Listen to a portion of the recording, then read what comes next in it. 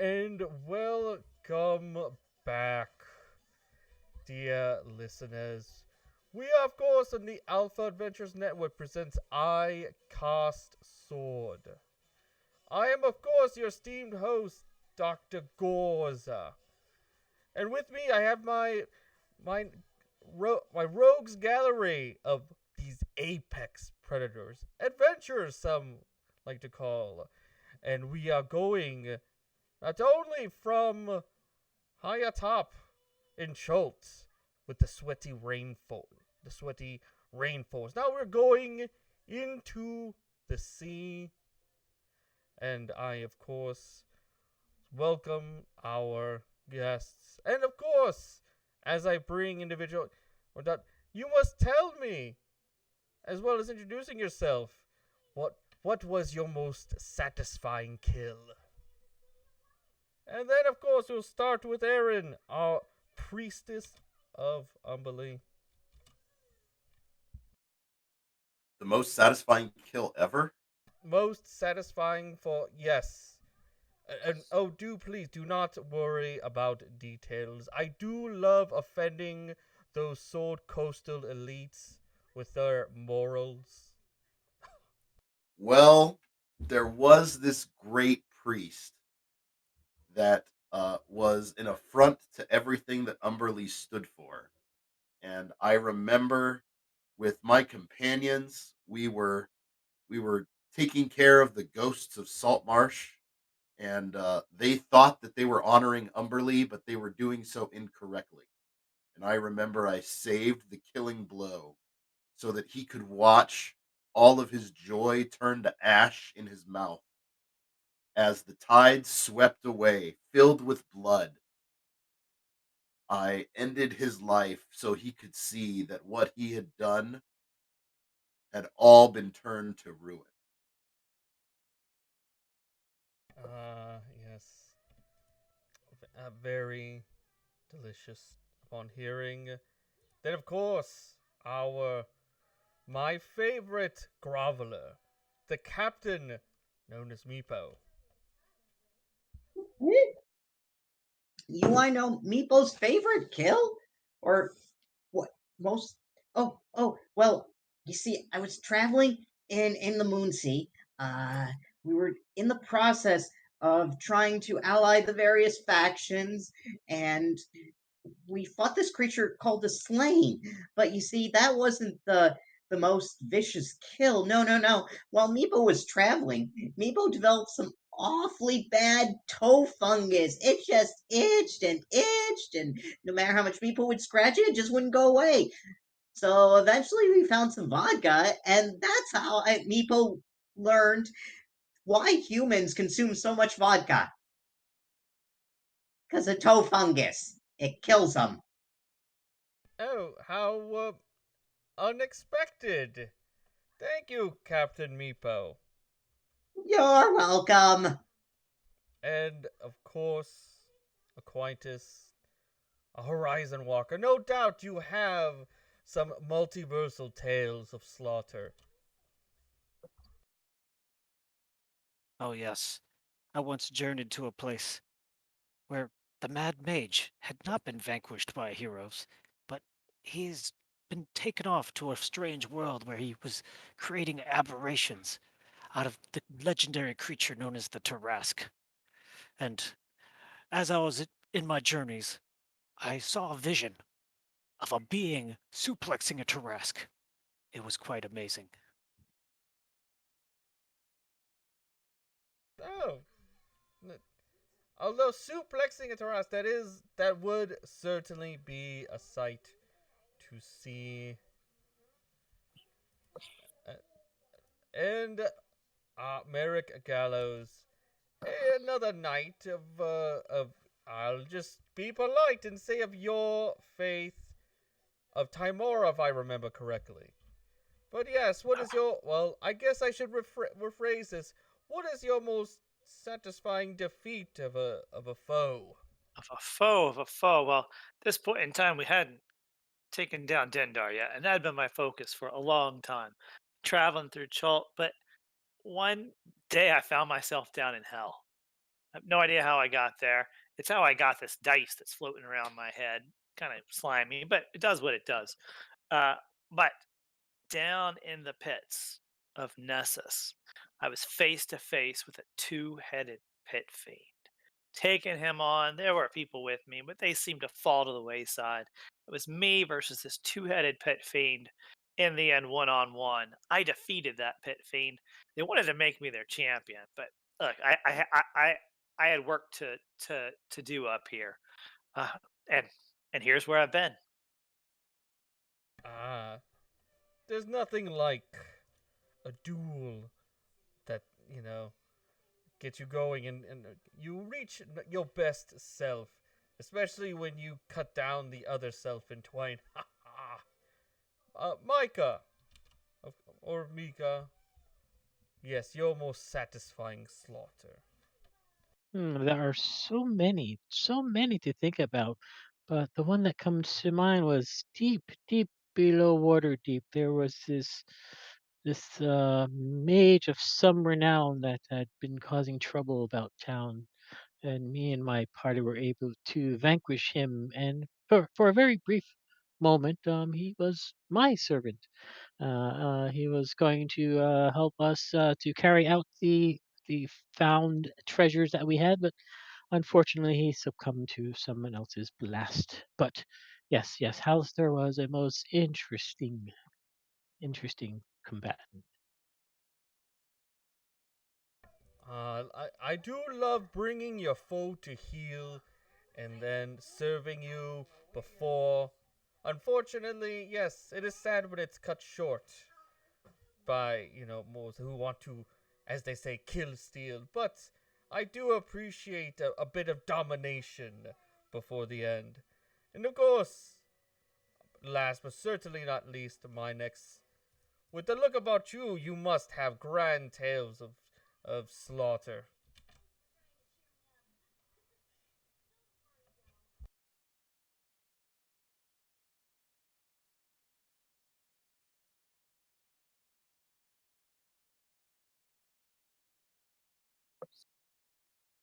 If you are speaking, we currently cannot presently hear you. You seem to be staring deeply in. Are we in a staring contest? Ha ha!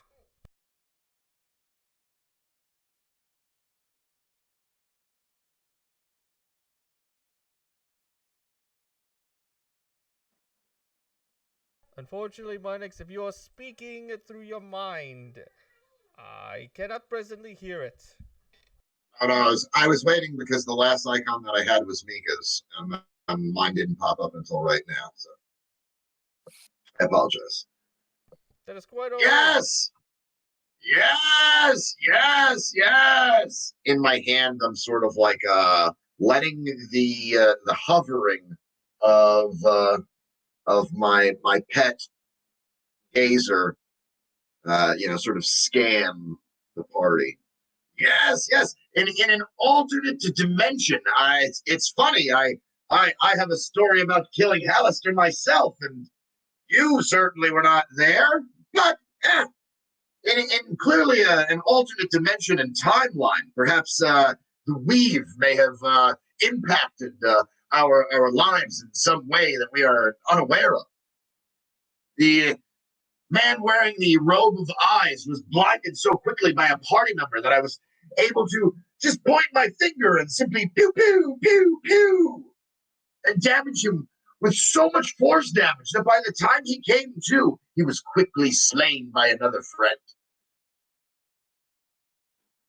Ah, I took all of his crap. He left the Undermountain forever. I've been hearing. You're more and more. You tell me about this tales about this mad mage house stuff. If there is an alternate dimension, I of course would like to find and slay him. Hopefully, he will also have the good loots, for me. And speaking of good loots, I am, dear listeners, I am also in talks with some Thayan representatives for them to start funding our new show. They are working on a new coin. I guess they're mining it from the ethereal plane. They were trying to tell me details, but of course they were using these high words, and I was not paying attention. Something about ethereal. But that's for another time.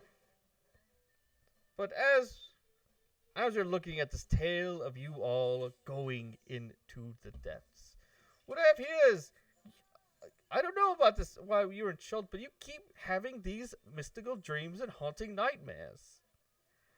And you found yourself in this situation, from what I'm told. I was told there were massive waves recently crashing along the mist cliffs, even reaching Port Nyanzaru in its protected bay. And these waves seemingly presented a threat to Chult for the first time, but their increasing height and strength could have spelled a doom for all of Chult. The epicenter of these tsunamis appeared to have been the Fathomless Rift, this impossibly deep canyon off the coast of the Mist Cliffs. It has tales of a kraken cultist to be believed a place called the Cauldron of Sapphires within this rift. This place seemingly guarded by monstrous creatures of elemental creation. And apparently, in the old tales, they were a birthplace of Uptau's more terrible creations. But of course, it could only be worse from this tale. Another remnant of this Atorpal, this undead proto-god created by the Beta Lich Acererak. I do not know why. Here's some details. I smited him quite easily. Twice.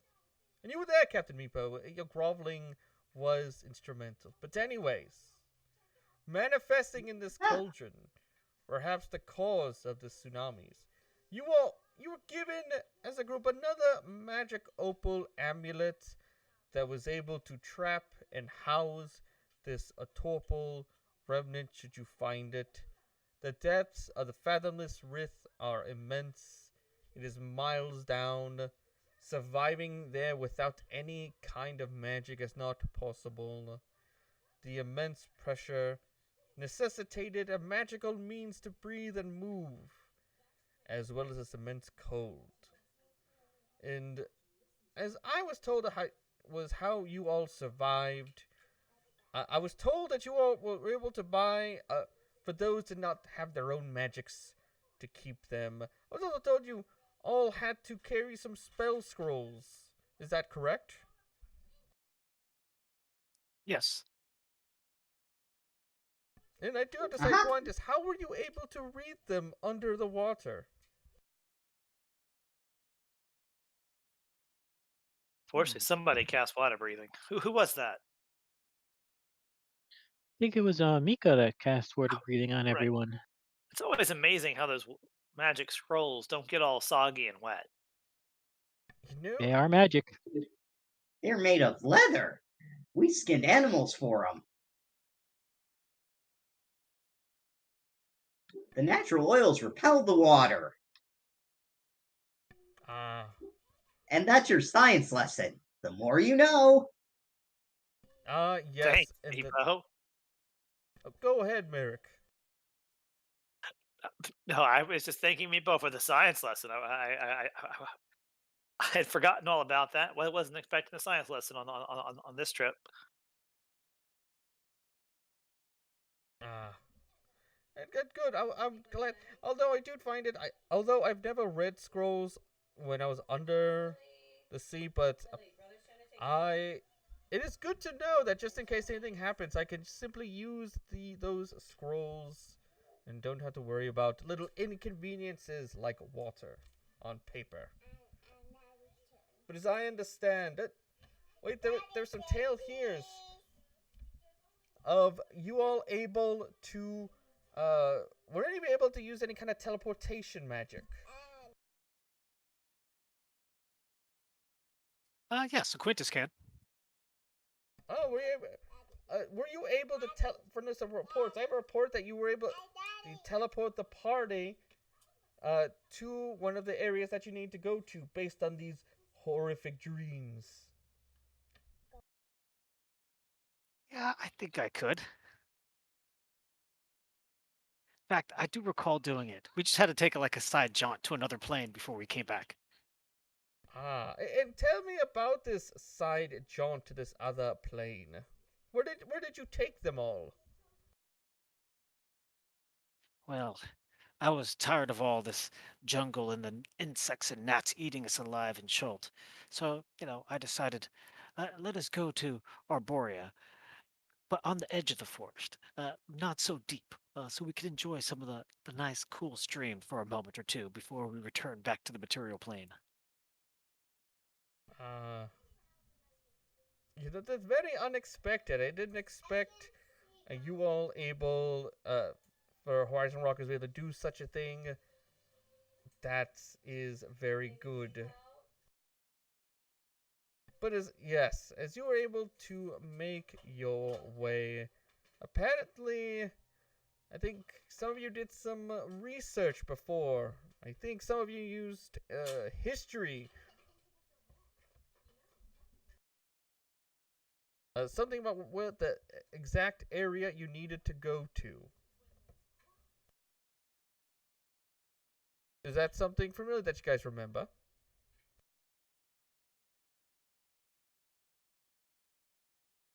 I'm not sure. Uh,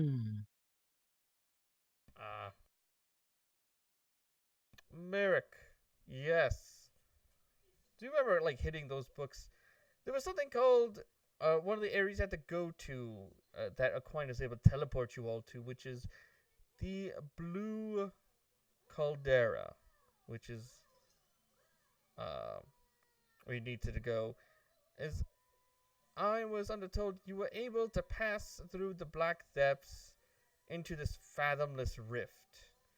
But thankfully, as you were able to go into this fathomless rift, I guess you'd take a left at the caldera and go down into this Cauldron of Sapphire. A bit of a joke. But yes, from the fathomless depth, you were able to fathomless rift. I apologize. Able to get to. Sometimes you can't find good help. I was looking to hire more help, but of course, they don't want to go down and do all the things that they need to do. It's quite frustrating sometimes. Good help is hard to find these days.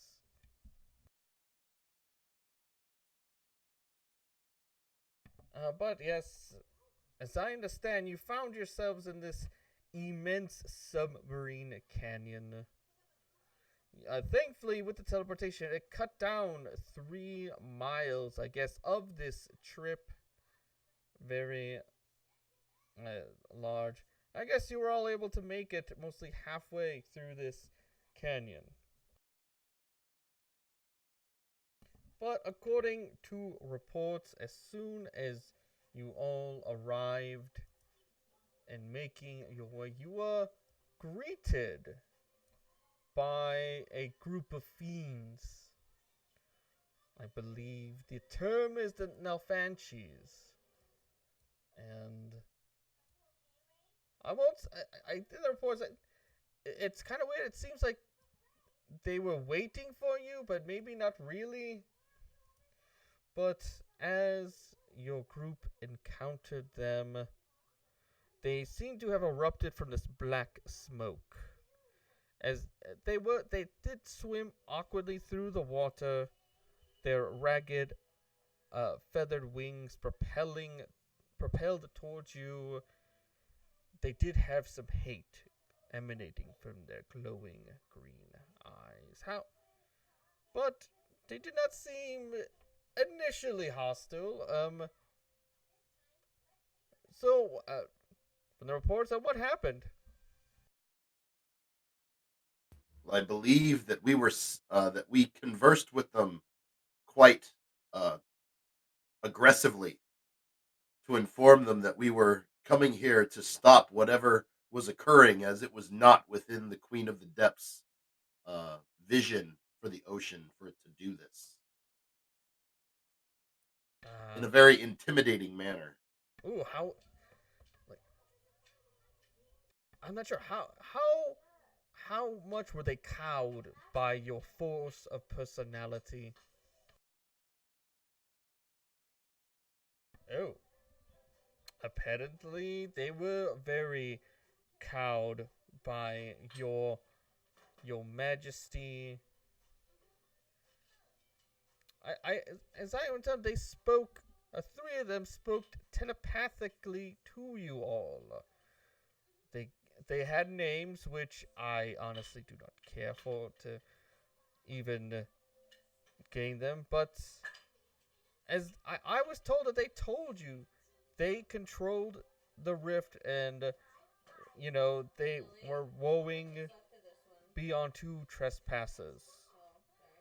They informed you that Uptao no longer had power here.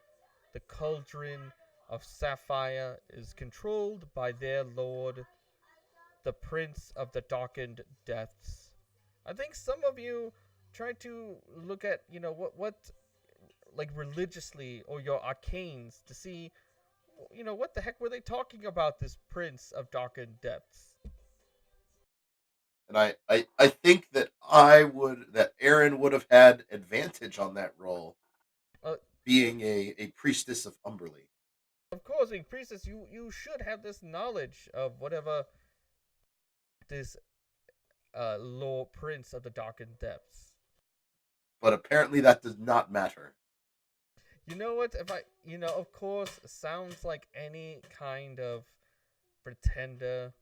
I don't know. Did the rest of you come to the same conclusion?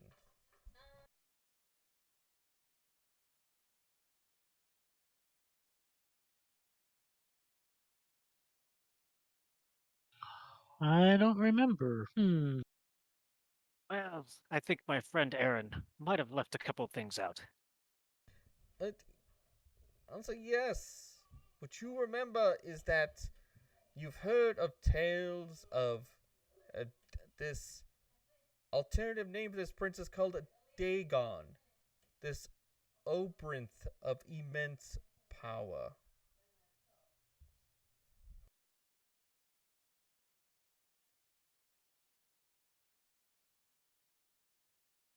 But that's really it. I guess this Dagon is a real power behind the power behind the throne kind of prince. Because I never heard of such a creature before.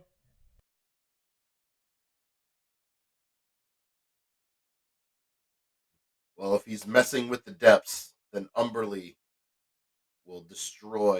power will destroy any pretender to the from the Queen of the Depths.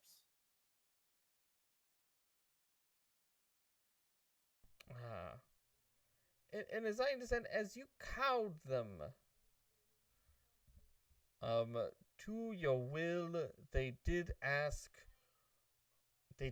do the very universal symbol of a bribe. They asked in your mind, they asked for coins and valuables. And they said they would teach you, they know how to get into this cauldron and avoid, I guess, some of the hazards. How did you all Oh, respond to such an obvious ask after they've been cowed into submission? oh, Meepo has some vodka. It's very good for curing toe fungus.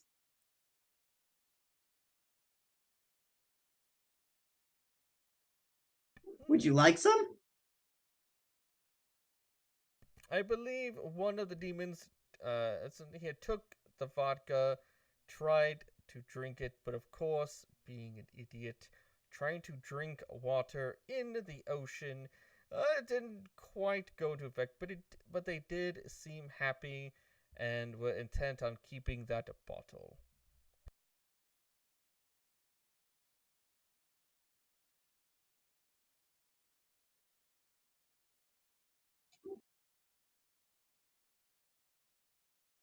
Did you have any more bottles of vodka, Captain Meepo?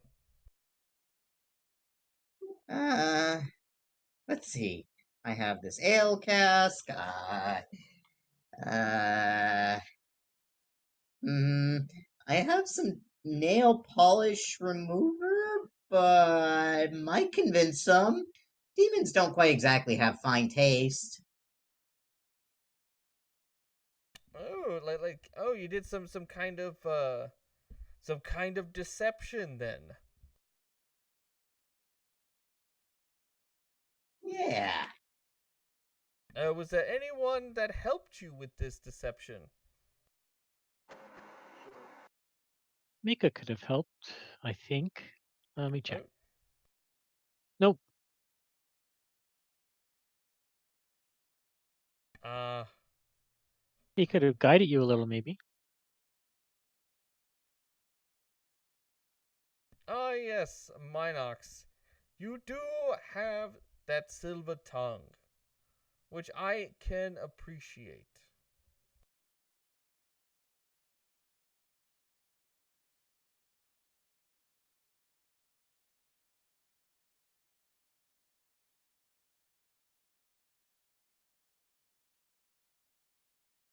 But, yes, that with that they all looked at, especially the nail polish, being the small of size, assumed it was of great wealth.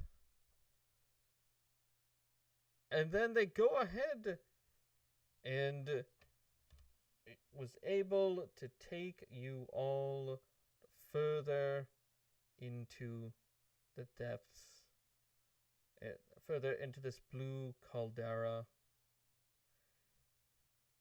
going down. But as I understand, the further you went in, you were hearing these whispers.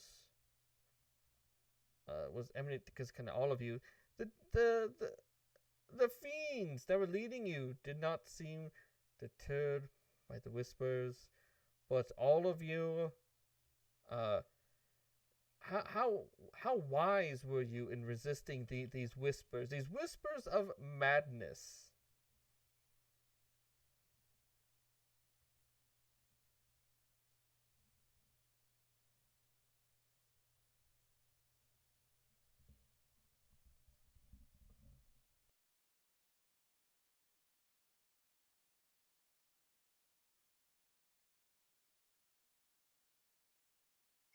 Meepo was very wise. He was taught at an early age to not listen to the voices in his head. Most of the time. Uh, Very good. It seems as though you and Minex were not affected by this madness. Unfortunately, I cannot. It seems the rest of you were having difficulties under the water.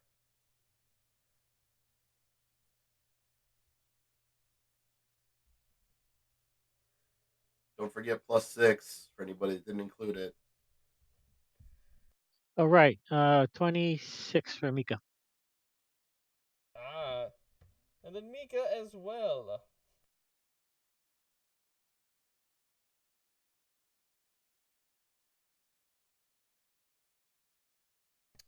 But yes, um, Merrick, as I understand what happened, you, as this madness affected you, you became. It says here you became deathly afraid of the water. And and being under the sea, that is quite a feat. Aquinas. I said that you heard stories of your death in every song. Yeah. Which one? I've died 3 times. I'm not sure. It just says that when you were here, you heard these whispers and just suddenly you started paying attention to the lyrics, I guess, more and more. And then Aaron, our priestess,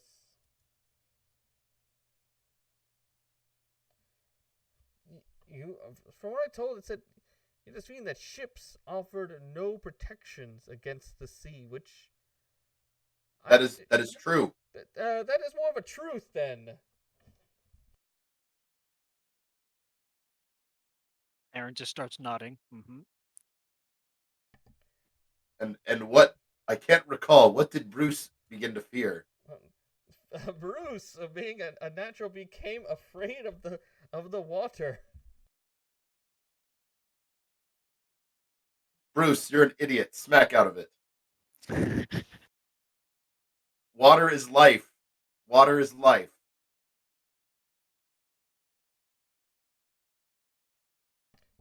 It's but as I understand it, there was some kind of magics that can quell this madness, some form of restoration. I was told it was able to quell, well, at least for of greater. So, because I'm sure, Merrick, you were having a time as you heard these whispers and suddenly finding yourself surrounded by water. I am sure you were gripping with terror, but yet at the same time, yes, how much were you gripping with terror?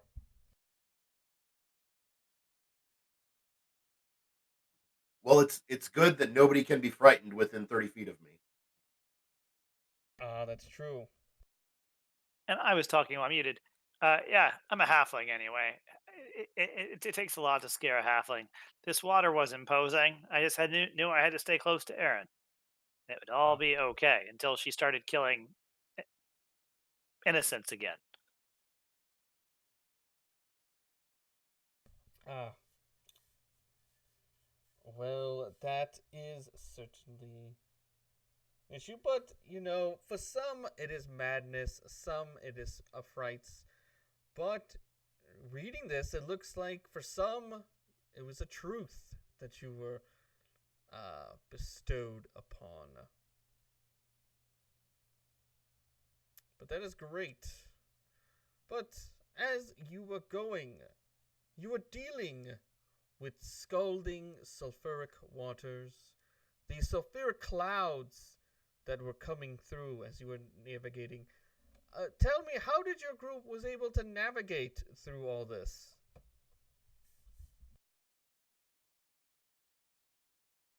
Well, with one here that is basically it's like homecoming week. Mm-hmm. With Bruce's keen senses of smell and my ability to communicate telepathically with him and my own ability to track underwater, I was able to lead the group around these environmental effects so that we can steer a clear path through the murky water.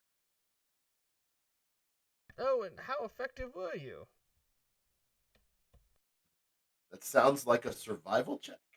It does. Aquinas, did you also help Aaron navigate these troubled waters and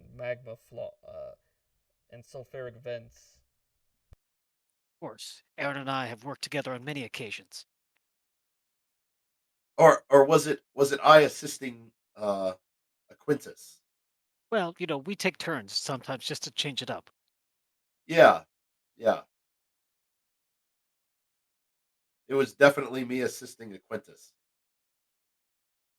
Oh yes, it looks like you were able to easily navigate your way through. From this report, it seems like it wasn't like it was right in front of you. It seemed like you had to be some kind of fool to just dive long into these events and scalding waters and sulfuric clouds. This report of you, it seems there's a report of each of you dealing with these effects, and as it seems to, it's almost like this grindhouse that you had to go through. That sounds utterly ridiculous.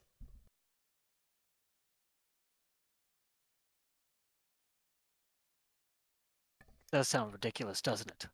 But sometimes you have to deal with ridiculous things to save the multiverse. Ah, yes. That is truth. But and to my knowledge, eventually you made your way towards almost the center of this volcanic gate.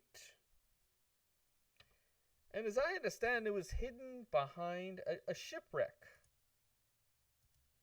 But of course, like any good gate, it is never. It's not just something you can just walk in and out. There were things around that were going to impede you. As I was told, there were these serpents. These normally sea serpents that you'd worry about up on as boats crashing into them. Going, but what you could see from a distance, there was this, I told, this red dragon that was there nestled by this ship. Now tell me, how did you all approach this?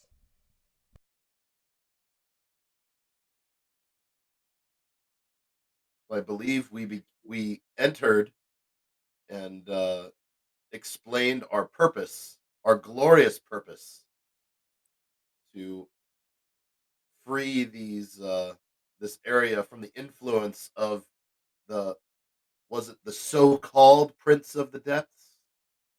It's a so-called Prince of the... And as I understand, this dragon, I believe it went by the name of Dosgrid, or as it, Lucas reported, it considered itself Captain Dosgrid, for it is a ship and it is the captain. And as I'm told, it says here that it told you all that no, Yar, that nothing can come close to here, and I seek to destroy and feast on anything that comes ever so closer, as deemed by my contract as Article 5, Section 2, that uh, cannot be impeded. As I look at this report, I do appreciate the technical aspects when you quote contracts.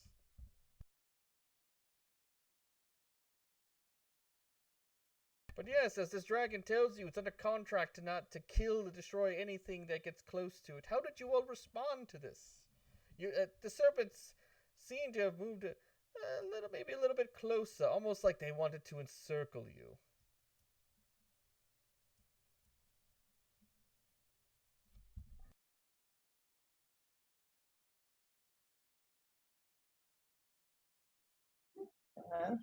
Halt where you are, in the name of the Waterdeep Police. Oh, we're in a deep rill now. Hey, and we're underwater. We're not in Waterdeep. Does my jurisdiction even extend here? No, Yes, yes, it does. Halt! I say it certainly does not, but why would little things like jurisdiction ever matter to apex adventurers such as ourselves?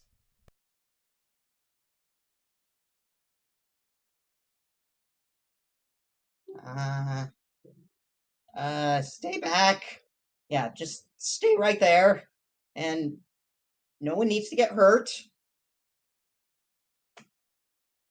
Aaron, they're getting closer and circling us.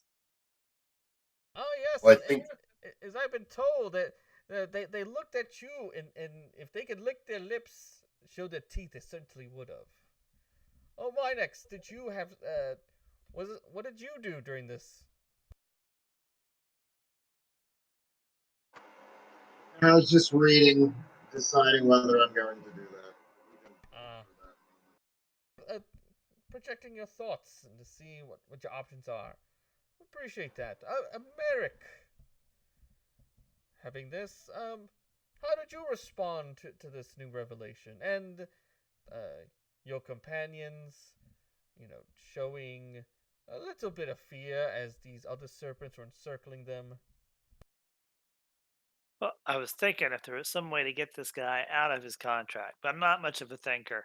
I looked around at the party and I realized none of us were thinkers. So I took a step back, told that dragon, to have its serpents back off, that we weren't going to give him any trouble. Ah, you'd been trying to use being persuasive. Ah, yes, yes, I was. Ah. And then, as I understand the ship's captain Dosgarond kind of simply stated that, of course, that as long as you do not come within approximately 365 feet, the sea serpents also will not cross this hypothetical line as per due the contract that is the minimum distance of non-engagement.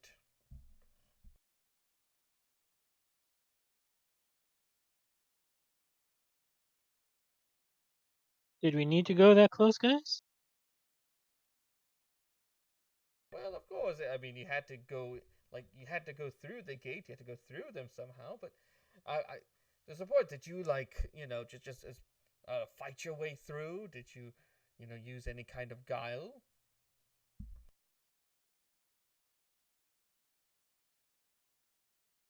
Well, I recall telling the dragon that we would honor that boundary and we would all swim away and leave.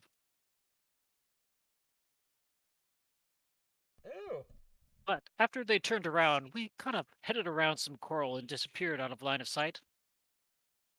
Then we came back, but we were still out of line of sight. ah. What? Were you preparing for some kind of ambush, or was it just a so-called huddle time?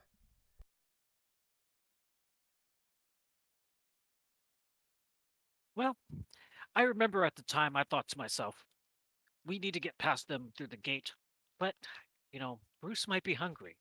So I turned to Aaron and said, Aaron, now that these creatures have no recollection or, no cognizance of our presence here, should we just sneak past them or should we get Bruce something to eat?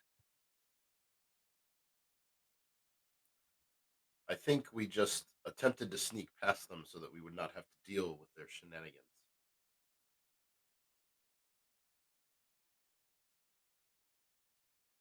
Ah, yes. Oh, yes, the old come at them from behind, but go down low.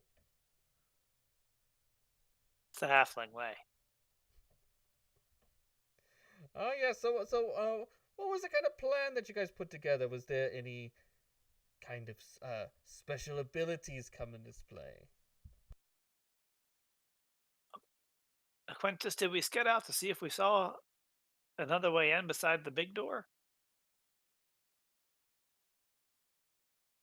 I do recall we looked around as well.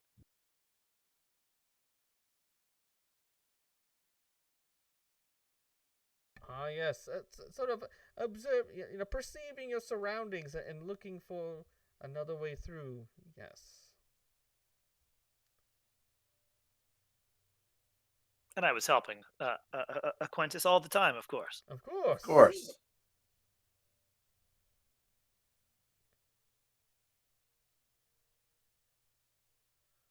Well, and also since you all are looking, did any of you take the time to sort of start judging intent of these creatures, the ship's captain, the dragon? Well, did we happen upon any creatures of the deep that were not guarding anything? Fishes or octopi or other dissidents of the deep. Of course, I'm sure there was. I believe report there was an octopus that you were able to find. Just kind of Because hanging Erin out. would have spoken with them at length, due to her being able to commune with animals through waves telepathy.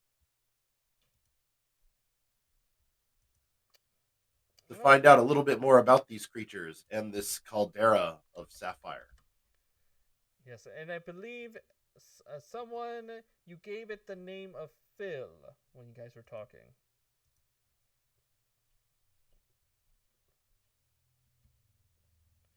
In asking Phil. The only thing that Phil was able to inform you is that there seemed to have been there seemed to be a way around. Said the dragon was quite mad, um,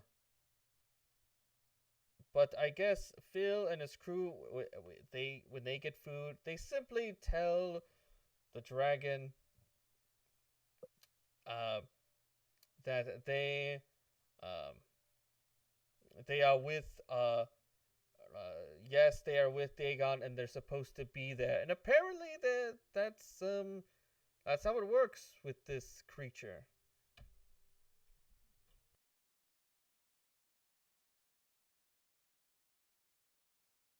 Apparently, it's kind of stupid in some aspects.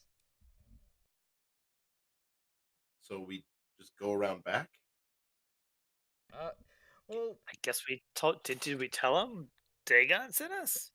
No, it just seems that that's how Phil had to get food around them at the ship, and he just said that Dagon said, as he called out, said Dagon sent him, and they let him get close enough to get his food and take off.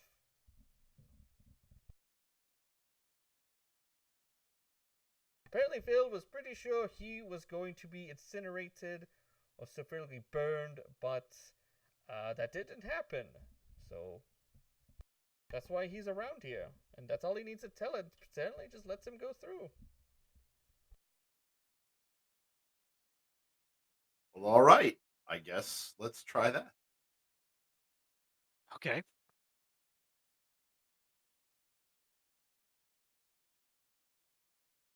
Ah. But yes, as you all came back,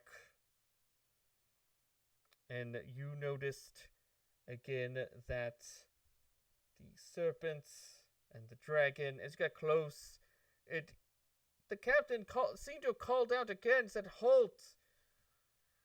I am contractually obligated to destroy and eat anything that comes close." But not people who are with Dagon, right? Right, Aaron? Right. Right. Right.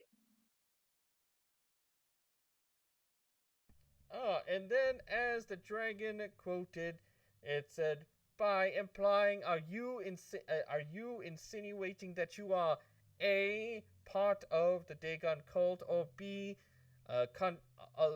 fellow contracted workers hired by the cult of Dagon?" Meepo responds, "So you say." Why else would we even be here? And then it said, "That's enough. You may all pass."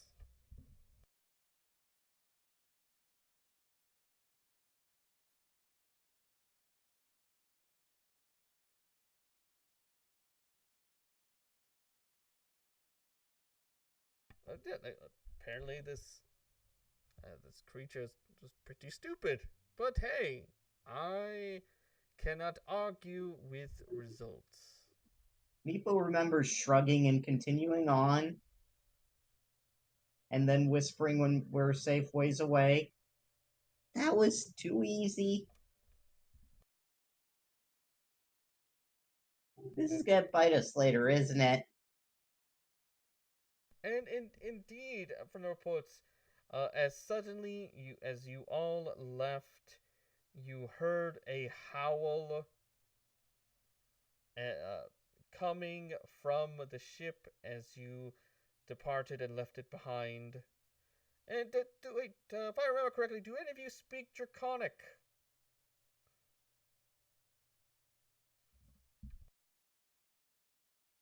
Mika does. Yes, Yep, Mika, so does Aquinas. yes, and I believe both of you heard. So does Captain Meepo. I think most of you then heard the swearing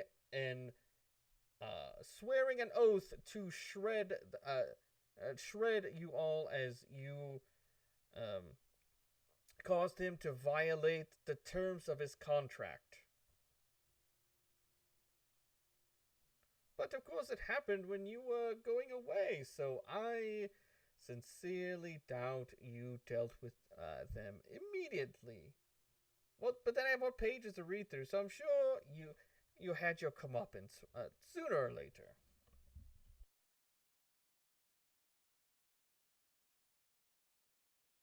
But yes, as I understand, you were led through a cave complex.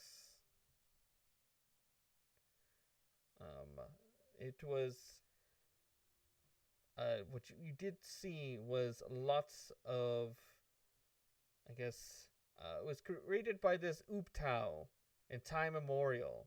You saw lots of murals of dinosaurs, as well as, I guess, its failures. But trying to make your way through this, and you also found you saw thousands of creatures, big and small, young and old, but you saw not only beasts but plants and plant-like creatures. There was some kind of magical stasis as you were making your way through. And as I understand, as you were trying to make your way through this complex, you had to. It was actually quite winding and quite difficult to navigate through. You couldn't use Mia intellect. You had to use your connection to the arcane to make your way through.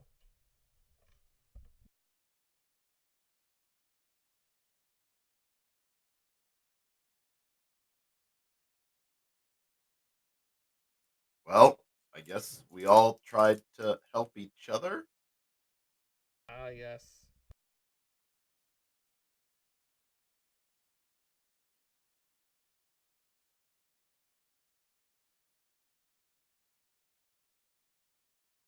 Ah, yes. Thankfully, you all, as you put your heads together, some success. Just enough of you to be successful, while others seem to have could have been more damaging. But you were able to make your way across these rooms. And as I understand, you came across one of the rooms. You came across this array of dazzling of creatures. They made their proportions and physiology were almost difficult to comprehend. As you're looking at this room with all these creatures, it's almost like you all needed to use your wits. How wise were you in resisting this maddening display of creatures?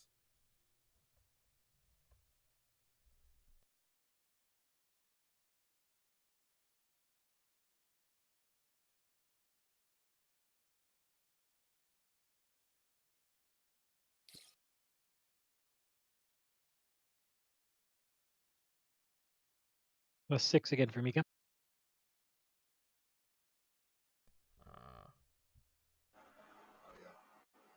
Don't forget your +6, Captain Meepo.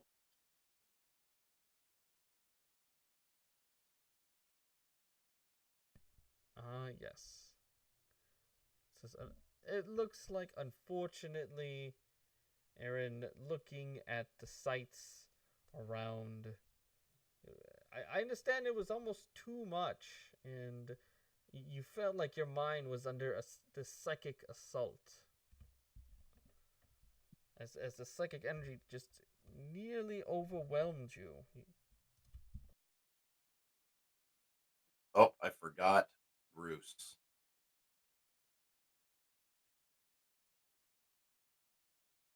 But Bruce got a 24, apparently. He's seen all this before. Yes, it seemed like being a priestess, being a priestess and this Ooptao showing its displays, it was beyond comprehension. This,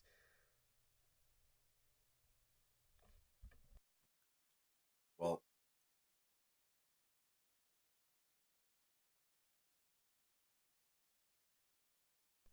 yes, I will lay on hands. I laid on hands to heal myself of this damage.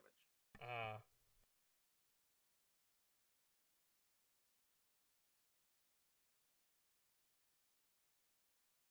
you Do know, we all take that, or just the ones that fail? it looks like it was only just poor Aaron that dealt psychically with this blows. But as I understand, before you were making your way out, it seems though those serpents from earlier caught up with you, and in a very aggressive manner, seem to have wanted to fight for tricking their captain into letting you all through.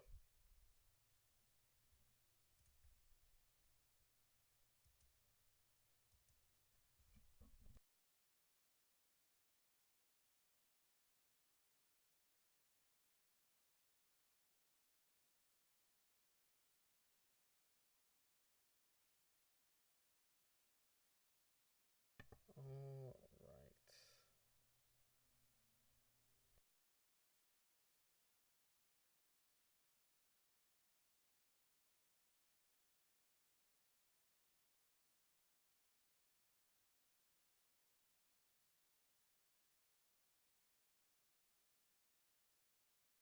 Hang on a sec. I lost my token.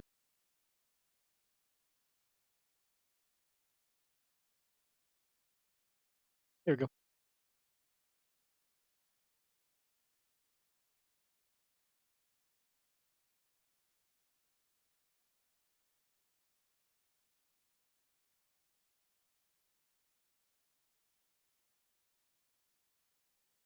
And then Merrick.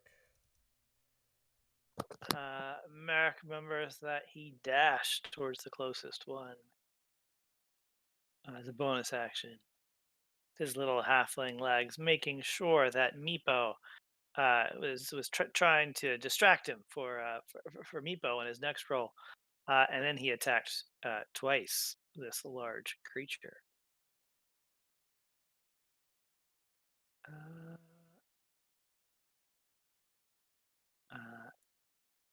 and a second time. And that was what Merrick did on this turn. Meepo, strike it down. People actually got an 8, so it's Oh, Larry. Drax. Larry. Hi, Larry. It's nice to meet you. That was very confusing. It still confuses me now, Dr. Gorza. Ha. But of course, as you were laying waste with your magic, with your blades, I don't believe you were able to sneak upon this serpent. Oh, you see, I have some rakish audacity, and they just never see it coming. I just walk right up to them. I swing every time. Ah, that I can appreciate. But as you before Larry, actually no, Larry was able to go, and immediately it went to try to constrict you. But I don't believe it was that successful. Not at all. And then I believe it tried to bite you. I laughed at it. Uh, to rue the day. But Micah, what did you do? I remember recall I tried to soften it up for Meepo to take out with a couple of well placed blasts. And by couple, I mean four.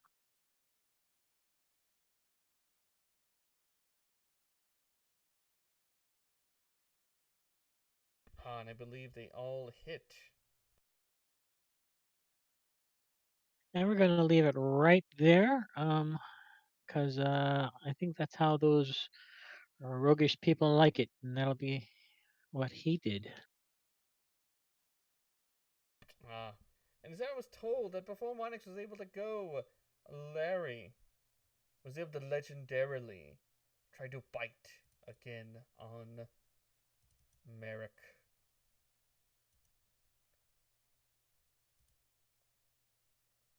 But I think it actually connected this time. It was close to connecting, but then I called upon Timora to protect me with a shield.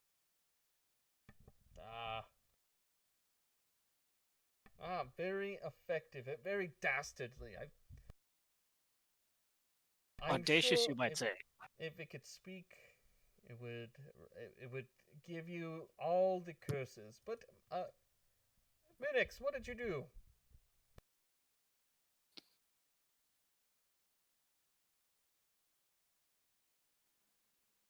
Checking range or something.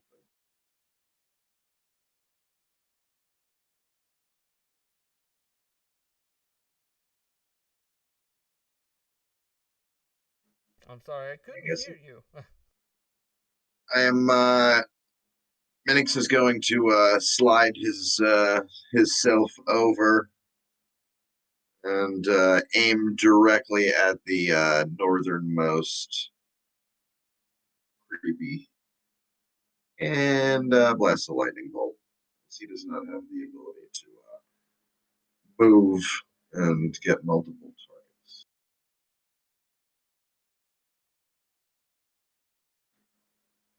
Why is that not properly coded? Oh, you. That's Dex, right? So I could just throw the same as a fireball.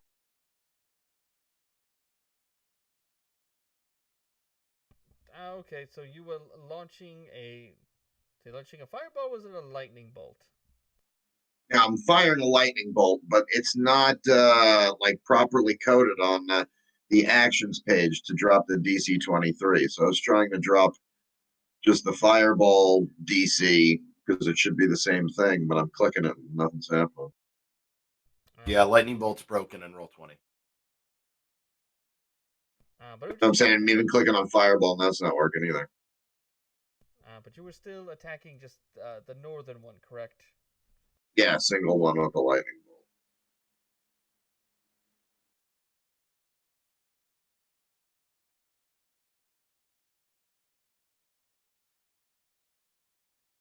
Although it looked like it couldn't get out of the way, it seemed to have this supernatural ability to move out of the way just at the right time. There we go.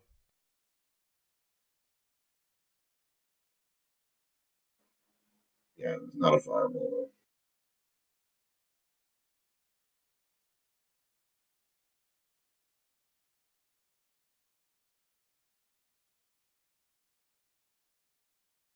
But thankfully, it seemed to go all the way through. It still took a decent chunk of pain.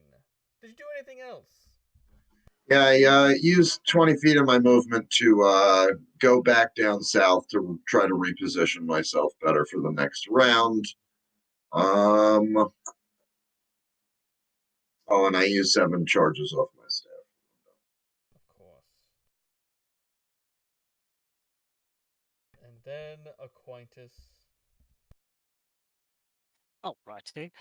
Now, if I remember correctly, does freedom of movement actually allow for ranged attacks with not disadvantage? Okay. It seems like the wording of it does indicate that. It just also strikes me as a little strange, but that's okay. Quintus, he recalls swimming forward and drawing his bow.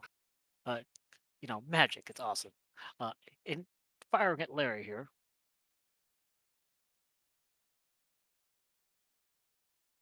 That did hit.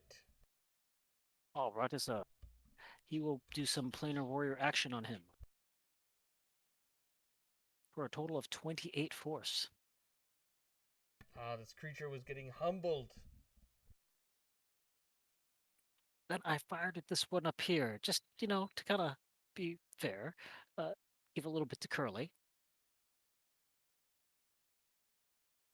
Also a solid hit. And I got to turn to the south, and I recall saying, "Hey, Mo."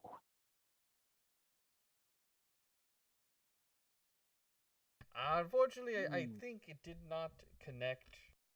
It didn't seem to understand the reference. Yeah, I recall at the time I was too interested in cracking jokes and bantering with the enemy. Such a fool I was, but we all learn, as I remember swimming back behind Bruce. Very good. And then Aaron. And Aaron took Bruce as a controlled mount,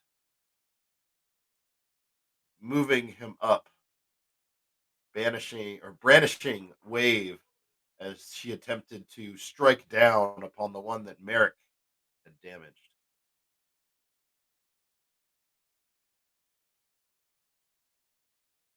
Hitting Yes. solidly is going to offer it a first level smite, which this is not an fiend or undead, correct?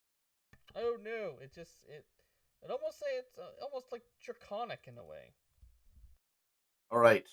Well, that is only 41 points of damage. And then follow up strike.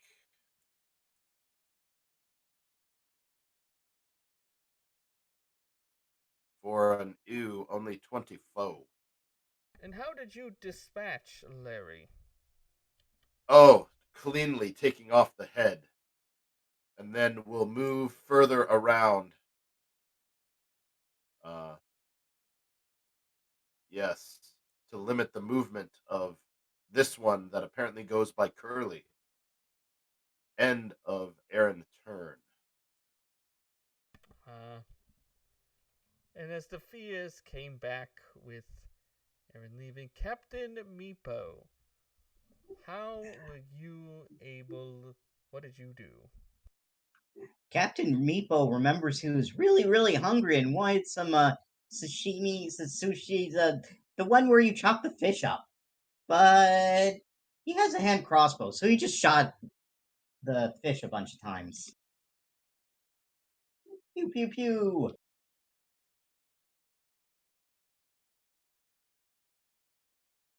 Did a 20 hit? Yes, I believe it did.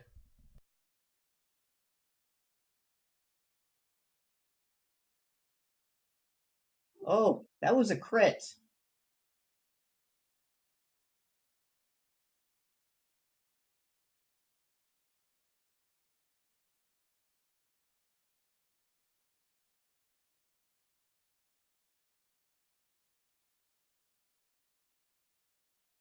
That final one misses since no one's adjacent.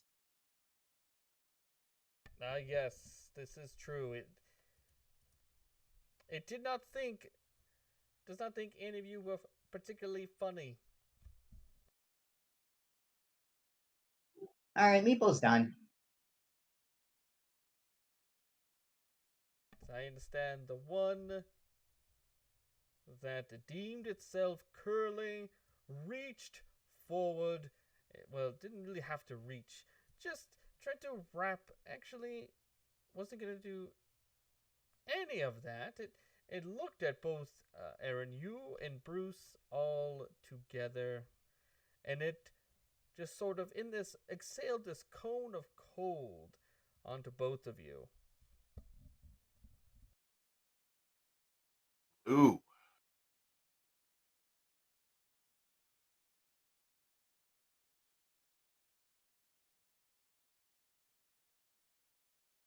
Hey, we both saved.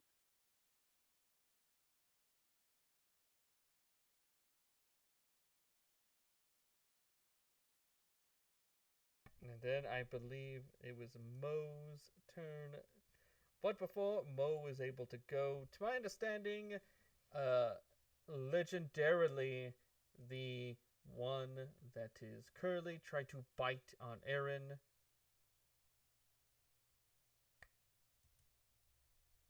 But of course, did not connect. Then Mo seemed to swim over. It looked at this Captain Meepo as quite delicious. Ah! Bad fish, bad fish. And then, of course, would try to constrict Captain Meepo. Oh, but got really close. And then, of course, it went in for the bite. But I believe the bite connected.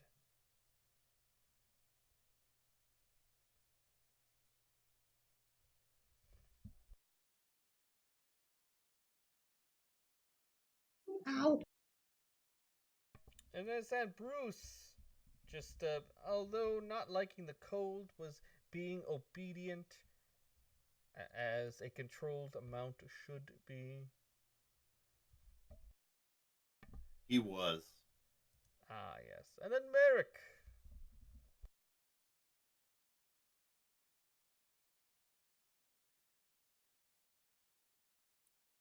Merrick remembered to unmute his mic. Then he went up to Curly.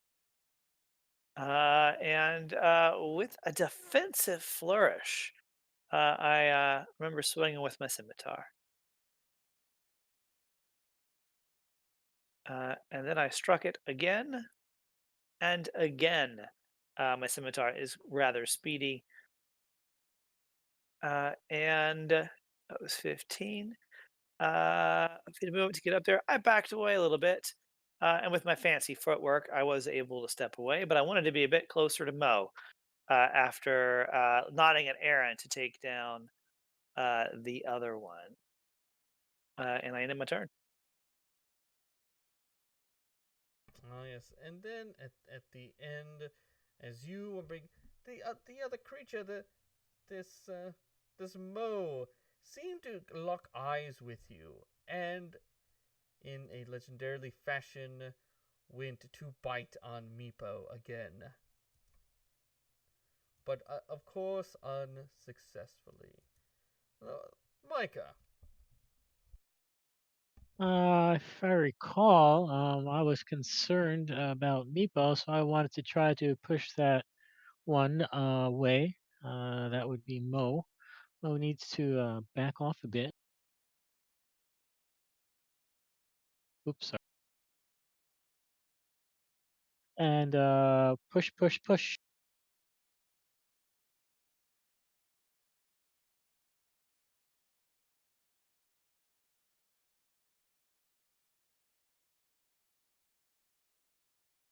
Ouch. 49 points of force and 40 feet of movement. Ah, yes. Even creatures as gargantuan as that should know about such a thing as personal space.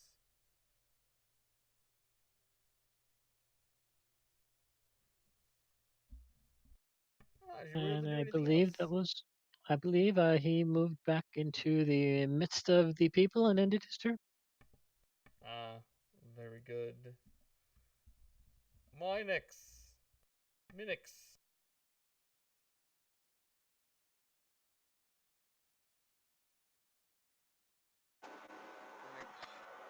Will the ability to run as far as he would like.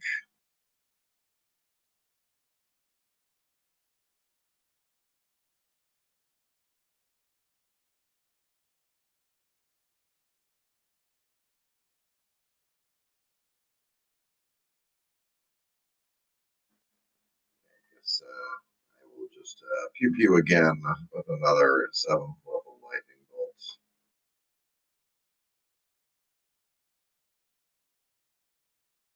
Oh, and which one were you Oh, the same one, or were you focusing on Mo?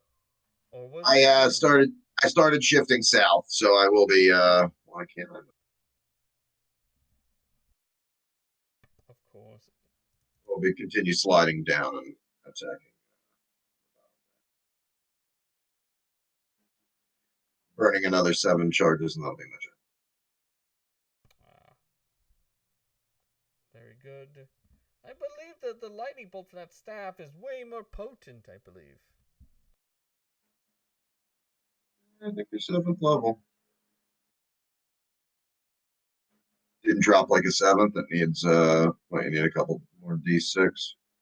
4 more.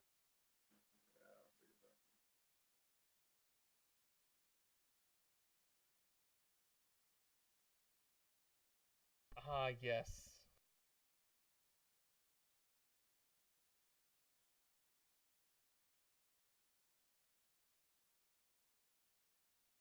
And I believe as it hit, did it get out of the way? Unfortunately, it did not get out of the way, but it felt like a part of itself did move.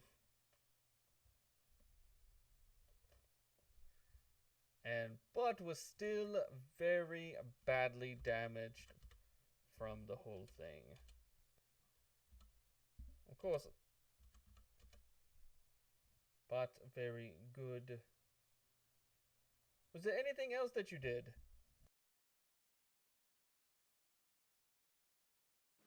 I'm good.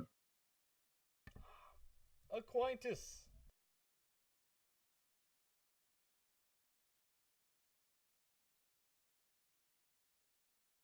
All right. Well, I recall taking a shot at good old Mo.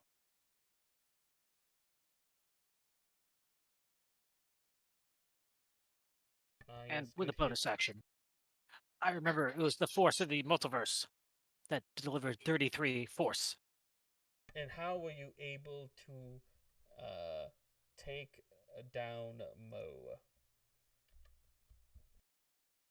Well, it looked like he was going to stick his tongue out at Merrick, aiming for the eyes, and I didn't want to see that forked tongue poke Merrick in the eyes. It's quite disgusting. So I notched an arrow clean between its eyes before quickly turning on the last one.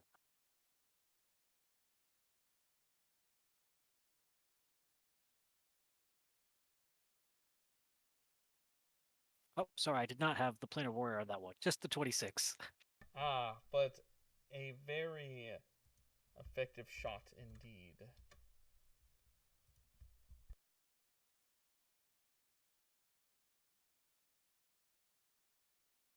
I yell in bubble form to Aaron. Saved a little for you, Aaron. Ah, very good. And then as we went to Aaron. Aaron says, "You have chosen poorly in your to serve this so-called Prince of the Depths," as she spins wave and attempts to stab. Is a 24 connect? Ah, yes, right through it. For 26. Ah, it was still alive, but barely. And then she wheeled again with wave. With a 32, A delivering masterful 29 points of radiant and piercing. a masterful death stroke. As we said goodbye to Curly, leaving the rest of you a sense of calm as you are able to proceed to the next room. And as you were able to move, and I'm not sure. I don't know if you did any patch up. I don't think any of you really got hurt during that. But the caverns you went to almost was made up of smaller caves. You saw thermal baths and lavish rooms. And almost you went to areas and empty platters almost seemed to instantly fill up with any kind of food. Although I do find it strange, it's like this serving hall for you all, although you're underwater. But which of you? I do have to ask, which of you is passively insightful? Like, which of you is good at being insightful, even passively?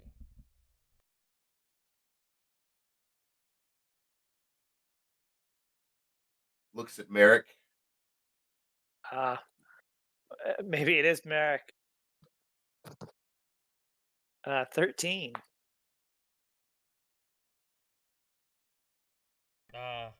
And is that the most insightful out of all of you?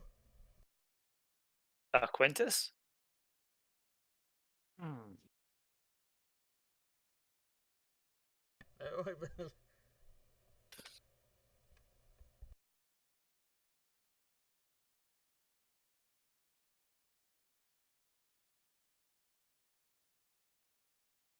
2 13s look like. Ah.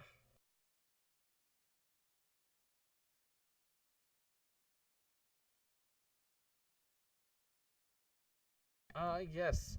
Well, apparently from the source, although you were underwater, you were each given a treat. You're able to drink whatever the water was. I guess the time it is whatever you desire, but it quickly went away and ate food.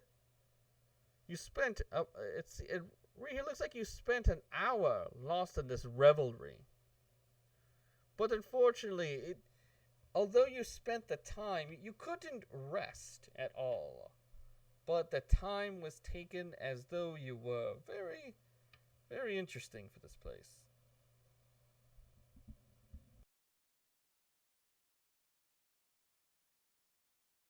Mm. Oh, that's not good. That means another recast of the freedom of movement. Oh yes, It's a trap. and then as this happened, Katamiko, the pressure of the water was suddenly coming down on you. Go ahead and how tough were you? Oh, Meeple was very, very tough.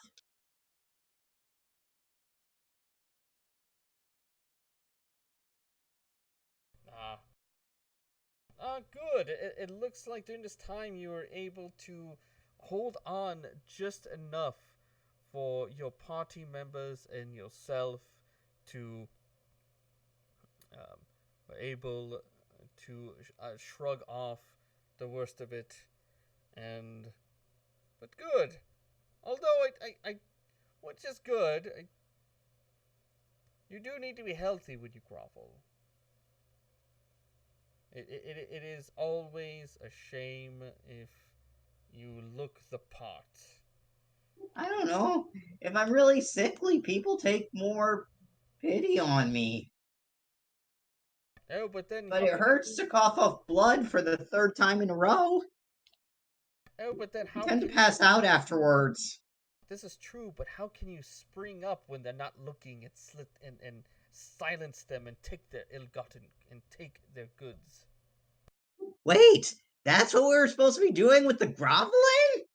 Makes so much sense when you put it like that. I mean, well, I look at it this way: you allow others to do the ill-gotten shanking while you grovel. But Oh, you're smart. Have you ever thought about a career as an adventurer? oh, I am merely taking the time right now to do this show before I go back to adventuring. I seem to make a decent passive income no matter whether I'm just kind of here doing nothing and, going out there. But as I understand, as you all explored further, you went into this other cave. And the walls of this cave appeared to have been made of slimy mud and worms, and of all sizes seemed to bore into both the walls, as crawling along the ceiling and make the it's almost seemed that in the floor made seem alive. You saw a horrid, a nigh indescribable failure of life, covered in oozing sacks of feculent flesh, dappled with too many arms at unnatural angles, as it floated in the middle of the room. There were also more demons surrounding this grotesque creature.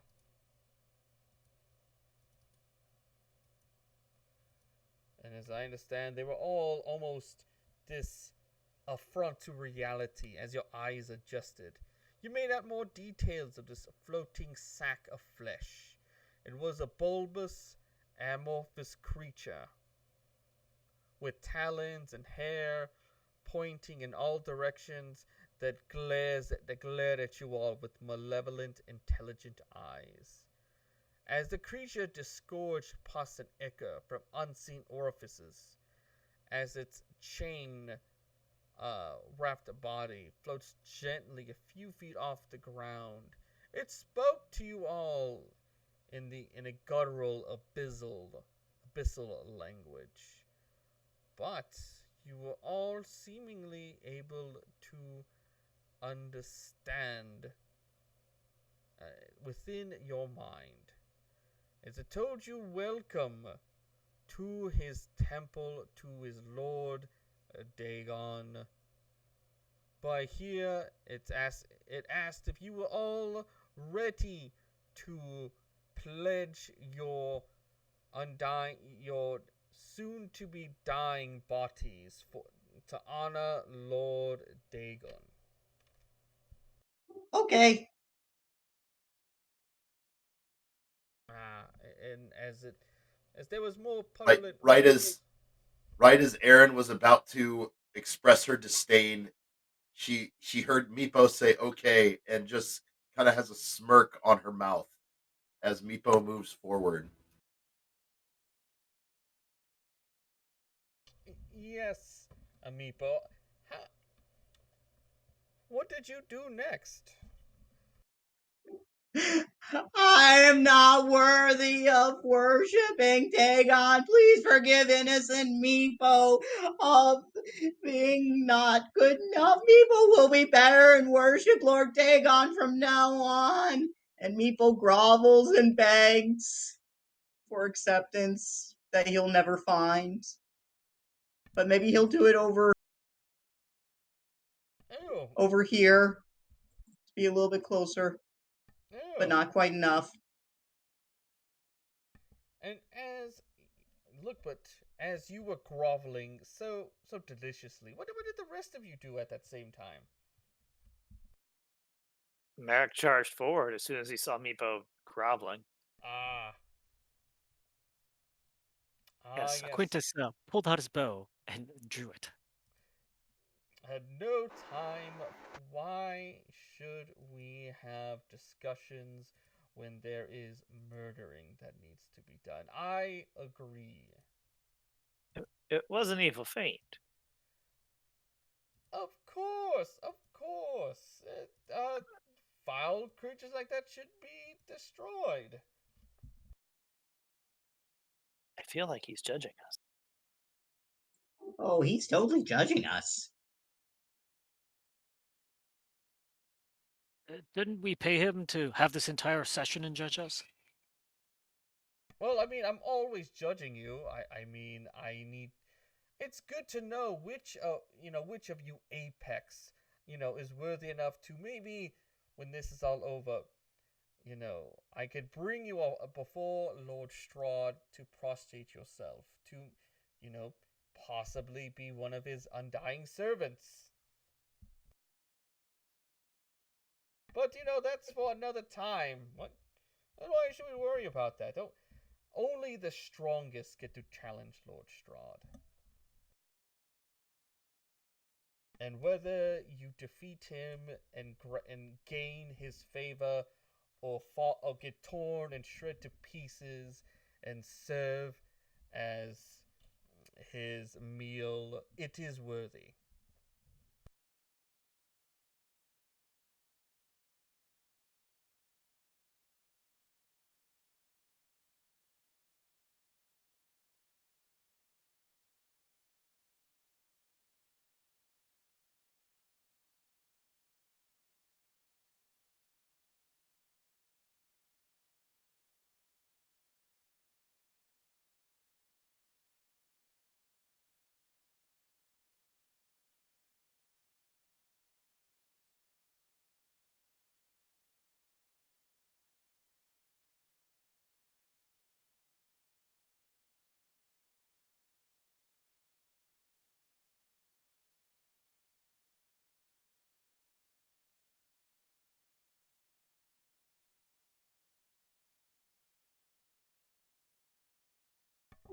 Oh yes, Mika, as Captain Meepo was deliciously groveling.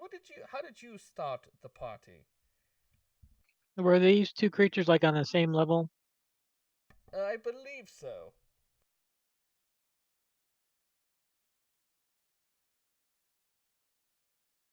Well, I remember repositioning myself so that I could reposition the big ugly one and try to push him back so that they are nicely grouped for someone else to take out.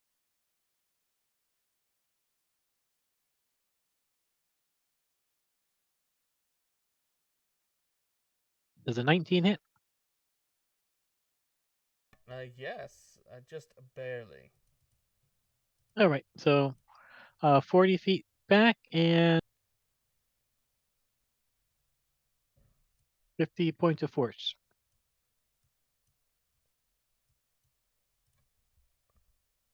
Uh,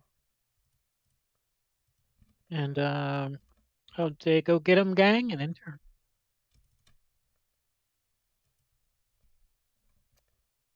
yes. And after that, of course, Merrick. Merrick looked down, looked over at Mika, kind of gave him a death stare, just shrugged. And presumably, Aquintus, you had time to do another round of freedom of movement from the scrolls on us, right? Yes, of After course. that hour. And then I'll have to bonus action dash because he's now much too far away. And I might not. Oh, I barely made it. I'm looking back, giving death stares. And then with my. I did. I will not have a sneak attack because there are two things next to me. But I did take a bardic flourish, and I felt like this big thing, was looking kind of fiendish. Well, and it's granting advantage. Oh, oh, we do have advantage, so I do have. Oh, the groveling, yes. It was fiendish for smite purposes, right? Of course.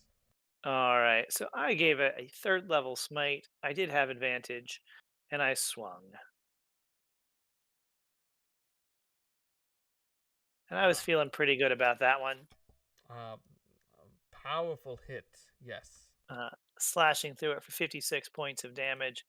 And then I swung again, doing another third level smite. Was feeling good about that groveling. Thanking Meepo.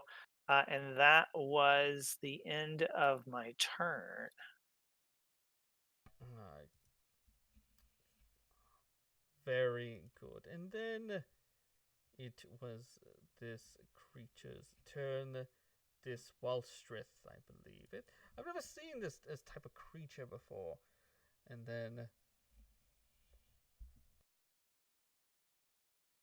it seemed to, on below, seemed to look at Merrick and launch some kind of sprout of water at you.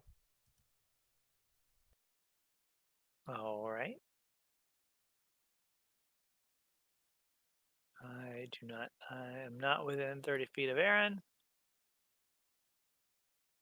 but I managed to get out of the way of that thing. Oh, but as I understand it, being underwater, it was much more Ooh, effective. disadvantage. 17. Ooh, it looks like you barely escaped as its attempt to pull you closer. You could almost hear it yelling, telling you to get over there. I see. And it being unsuccessful, it does swim up to you. As it comes at you with claws. Which were not that effective. But then it came in once you were done with the bite. Very ineffective all around. But Minix, what did you do? Phoenix proceeds to move 25 feet behind his friends, point his staff, and I will be able to avoid my friend aiming my lightning bolt at the right side of both of my targets. If you want to target Merrick to get, if you can get all three, you absolutely can. I'm not sure if there is a point, but If the DM says I can hit all three, then I'm going to blast you too, no problem. I believe so. Let me get the ruler out. I believe. Like aim at him. He's the hardest. You're dead center.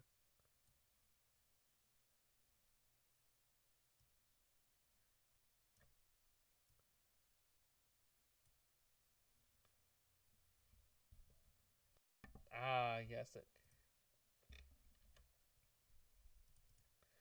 Well, as you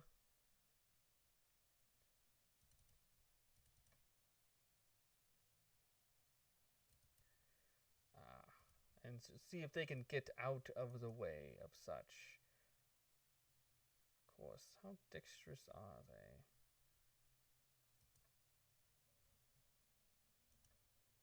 they? Oh, it did. It being throwing a spell at it. See if it could do extra.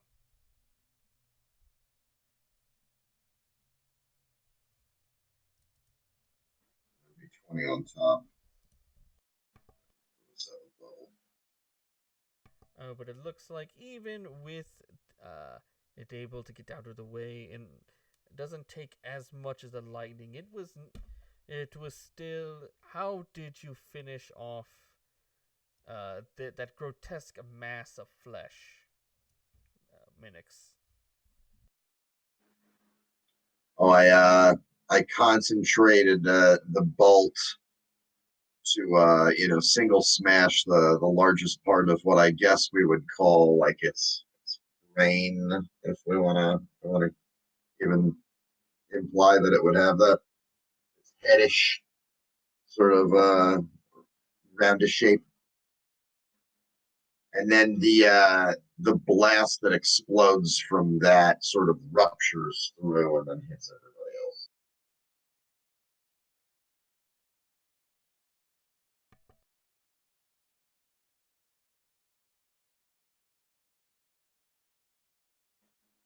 Yes, and it does look like, unfortunately, while the other creatures don't get out of the way, they also seem to have a natural, innate resistance to the lightning.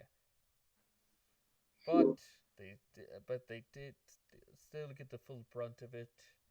So at least that was something. And then, how did Merrick fare as you got hit with the lightning bolts? Well, you see, I rolled I'm particularly dexterous, and with Timora's luck, of course. I got a 30 on the dex save and evaded, and took no damage whatsoever as I kind of crouched, dipped, and tucked. Very good.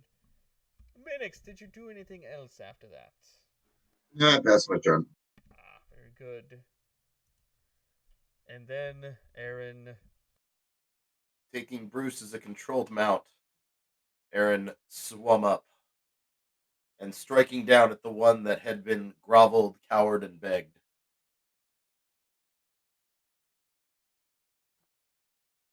Hits with wave, but Aaron did recall to do a bonus action beforehand and cast Holy Weapon on the holiest of weapons. Of course, this wave.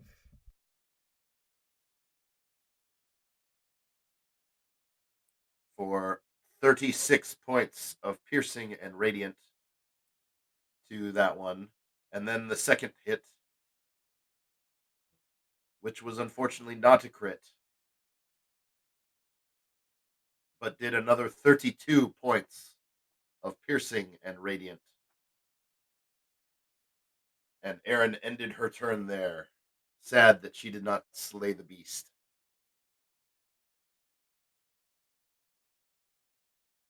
Ah, yes. And as I understand it, being there. Oh, the third creature actually looks and sees Acquaintance there with its bow, and also tries to do this grasping sprout at Acquaintance. Alrighty.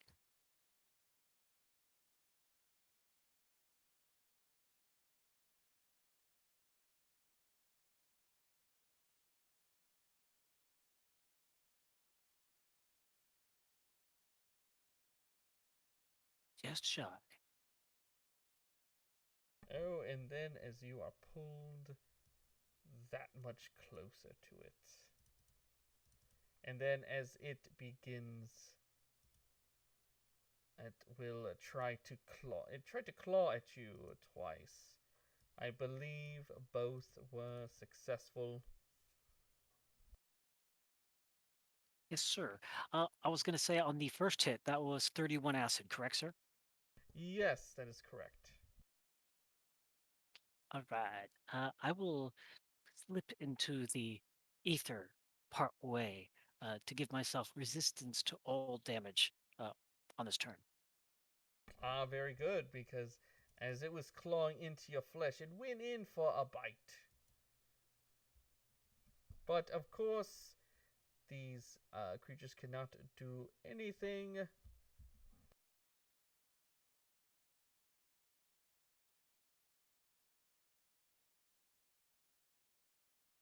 But Captain Meepo, the Groveler. Yes. Oh, we're having more fish fry? Okay.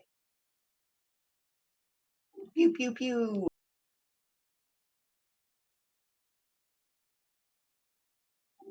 And as I Does believe a 19 hit? it did go through.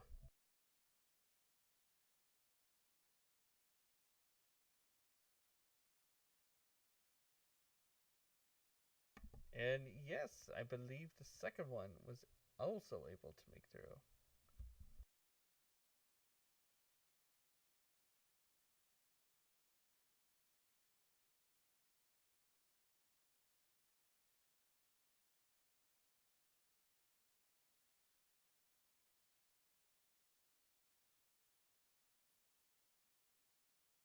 And bonus action for the fifth.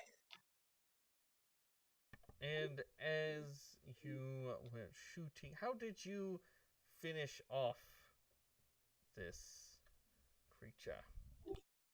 Uh, well, I imagine that there's a target in them, and I'm just gonna go in a circle around the target until there's no target left. Um, and when that one falls, Meepa will transition the rest of the damage to this one next to Merrick. Ah, yes, very good. It did get the extra one was able to go into what you did on the fly was able to go into this one. Ah, very effective. All right. Meepo's done for now. And then Acquaintance. Well, I'll Misty Step out of the creature's grasp as I remember, and plug a couple arrows into the sky.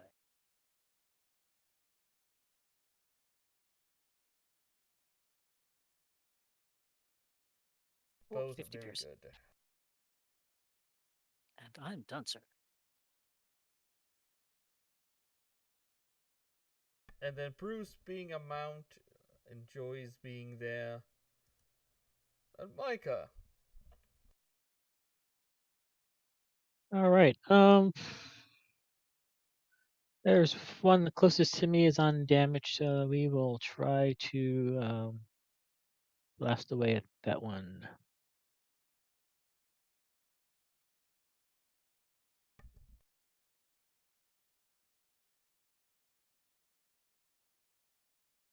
Ah. And did you try to push it again? Again, trying to give Merrick a run for his money. Or run for his Uh, kill, I guess. I was going to push it, but that would be further away from him. We'll push it. We'll push him 10 feet, so he's a little bit closer to Merrick, and then I'm going to go the other way. Oh, which I think I forgot. Were you shooting this one, or were you shooting this one down here? Oh, it's that one. Oh, that's a different story then.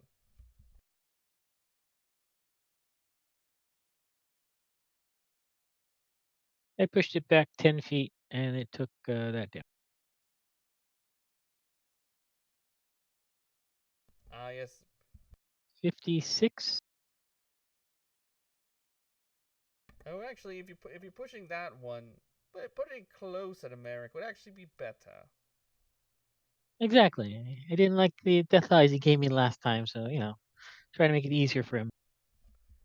Ah, very good. And then Merrick, look, there was more. More enemies carnage as closer I to you. swung through astroliths, slicing them for the sashimi that Captain Meepo wanted. I swung once, and then I took another swing, and that time I remember I smited with a second level smite. And then as a bonus action, I did the same thing, bringing the scimitar back to try to finish this creature off. Oh, and how did you finish this creature off after the third? Just slicing off pieces for Meepo. Thank And you. and then with my movement, I charged forward towards the next creature. And I ended my turn with bits of its ally still being washed off my scimitar. Ah, very good. Eric, you're my hero. Minix. Of display. Ah. I will slide over. I will use the staff in my other hand and thread the needle between my friends to make sure that I don't hit anybody with my lightning bolts. Ah, very good. It's going to be a 5th level because I'm using the other staff.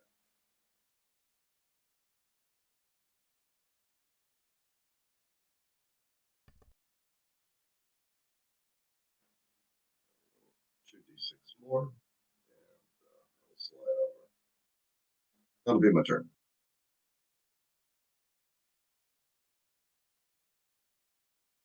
Ah. Although it did not, once it get out of the way, it did have that natural resistance to it. So, but still effective nonetheless.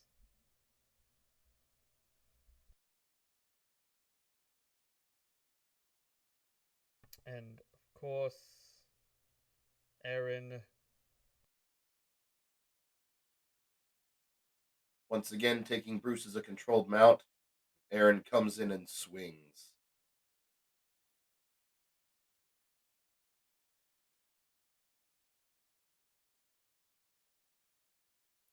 For a total of 35 and 28. End of turn.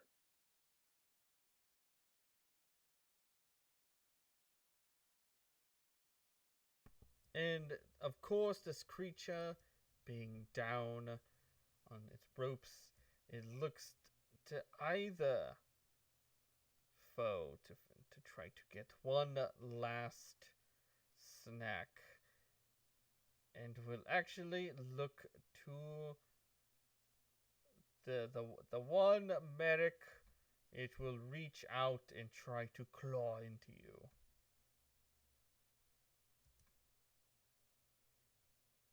Which I believe Ah, it does critically.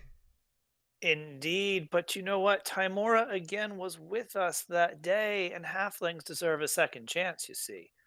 And I felt with that cheating second chance, it looks like it was not able to get a hold of you.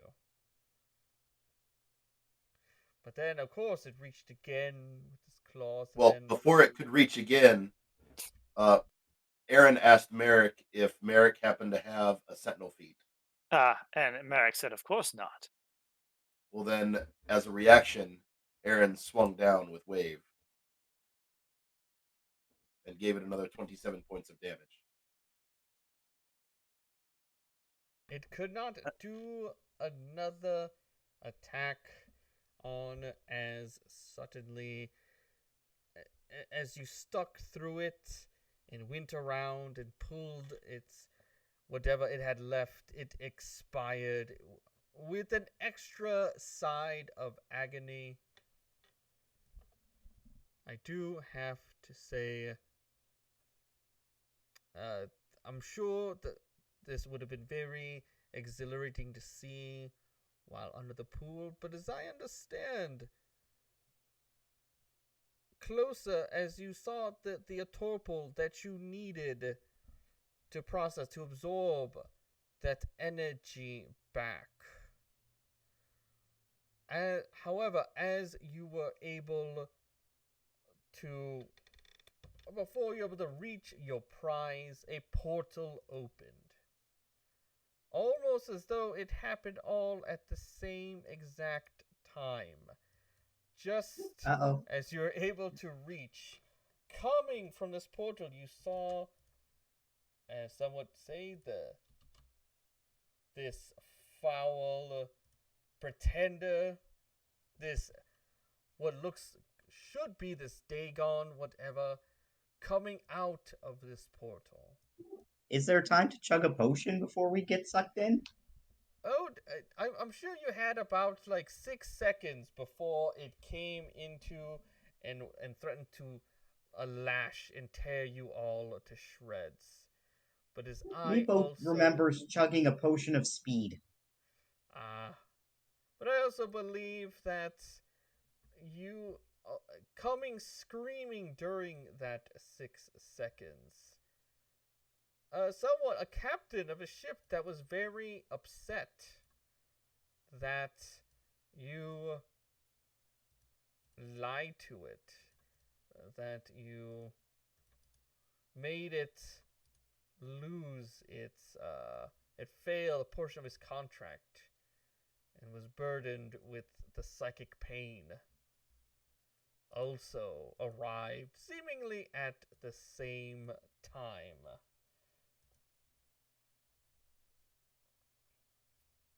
We had one round, right? And one, yes, he had about 6 seconds as everything sort of just kind of happened. All right. Did we know it was going to appear over here next to Mika? No, it seemed to just kind of appear as you were looking. That was also where the piece you needed this to get this amulet to absorb the energy, the topol. It was all right there. It Okay, would have been really easy, but it seemed to just as some of the youngest say, they tried to block you, gotcha. loot block you. Well, there goes my crits.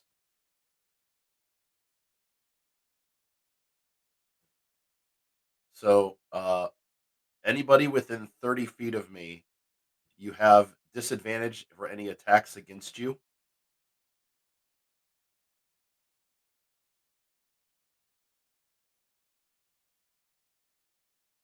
And seeing it, I would have swum Bruce a little closer. Of Or do we course. get one movement?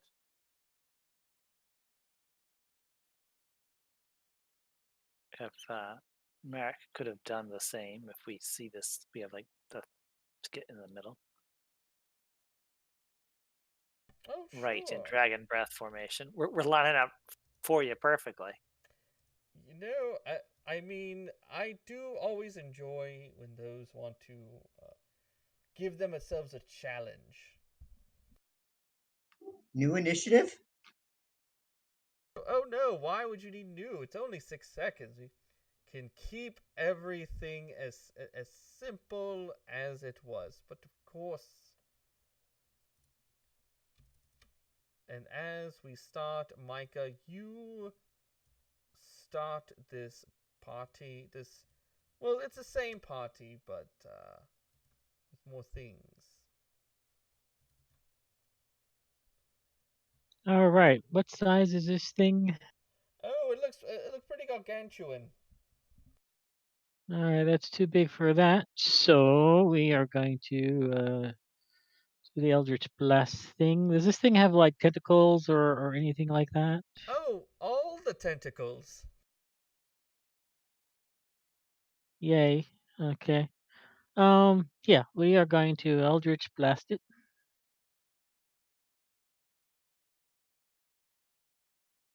I have crossbow expert, so no disadvantage, and I have foresight, so hopefully that one hit 34.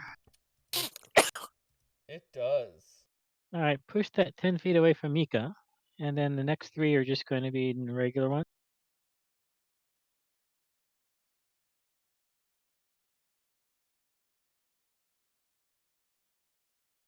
And then Mika remembers exiting a little bit south.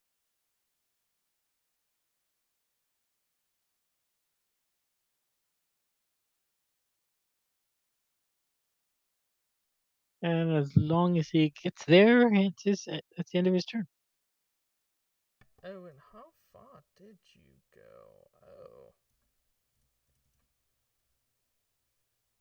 Oh, did you have something to help kind of keep so you didn't have to worry about attacks of opportunity? No, I did not. Oh, it's great because as soon as you left, well, let's say if we got a number like 30 feet, once you went But past. remember disadvantage Oh, yes. So because 30, Mika is protected by the Dread Lord. Ooh, yeah, good disadvantage. yeah, okay, 30 hits. And I believe it got a hold of you. Okay, all right, that's fine. So that's 18 points of damage, and I'm grappled, but it's still my turn. So we are casting a spell. If I could shout counter spell, I would have.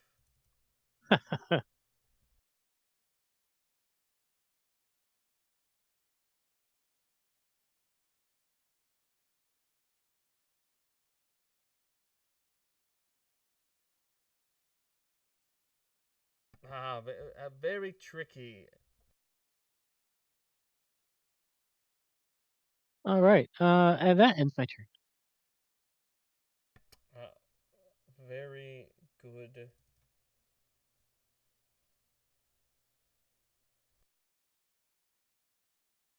And then I believe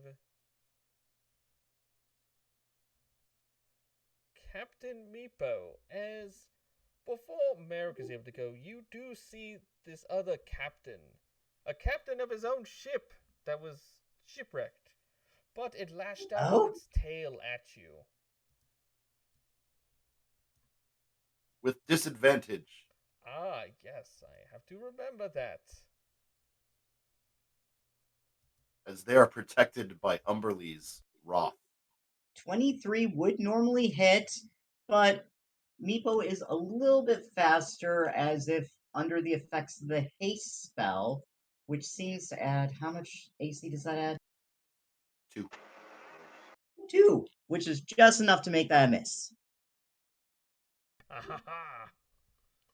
Very good. But then Merrick, then. Well, Merrick had a potion of speed of his own that he consumed and then was able to charge forward. Seeing one of Timora's enemies as a bonus action, he swore a vow of enmity and then with his hasted action, he swiped with his scimitar with a defensive flourish, and if he hit, he smited it.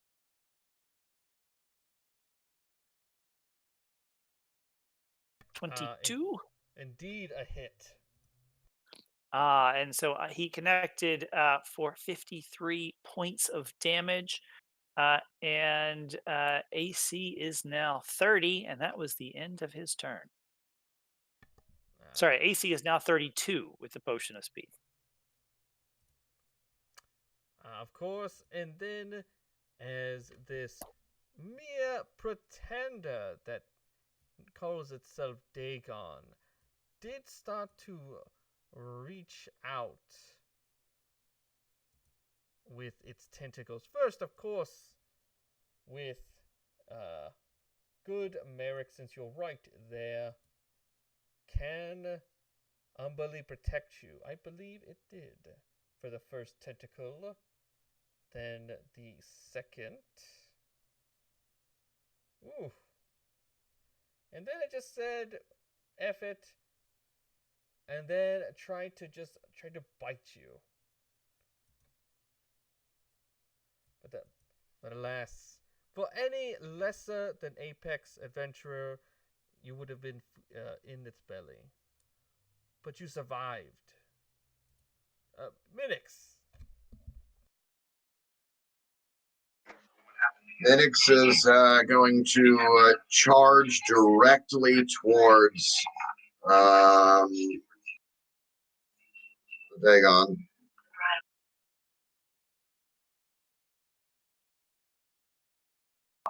Make sure I get just out of range of Merrick. And then boom, thunderous explosion claps, and like a sonic wave begins to blast through the water. And I am on the far edge of the map in the bottom southeast corner. Going 90 feet away.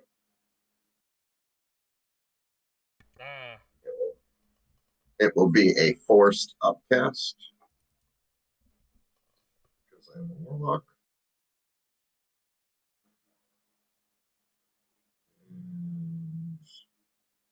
I do not believe I have it on my sheet because I wasn't able to access anything from Xanathos. Oh, funny enough, as you were moving and tried to clap, as you tried to dab on this Dagon, Dagon did look at you and try to turn and cast what we like to call a dick move. And I believe it tried to counter. But can it? Let's see. No, it didn't. It couldn't. So you were able to dab on this Dagon.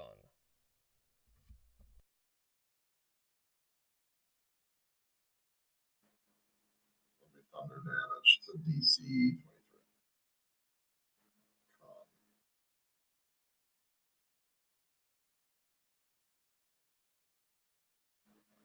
That'll be my turn. And what kind of save did it need to resist that spell? Was it something more? DC 23 con.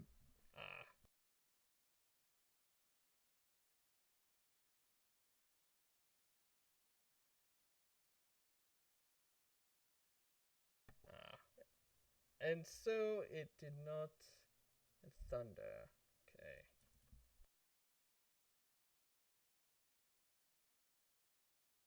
Did not take that much, but well played. Did you do anything else? Now, did he resist or did he take full damage? The only thing I probably would have been paying attention for. He resisted. Okay. Nope. It seemed to use its pull it on its legendary status to resist it. No, I mean resisting the damage type. Oh no, it did seem to take it fully. Thank you.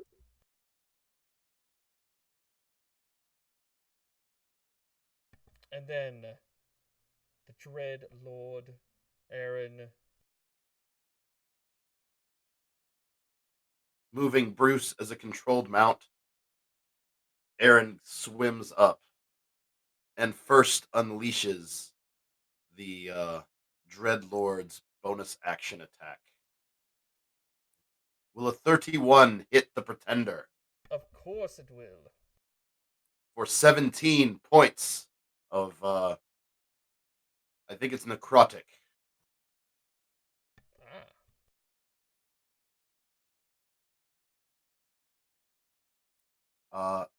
Yes, it is necrotic.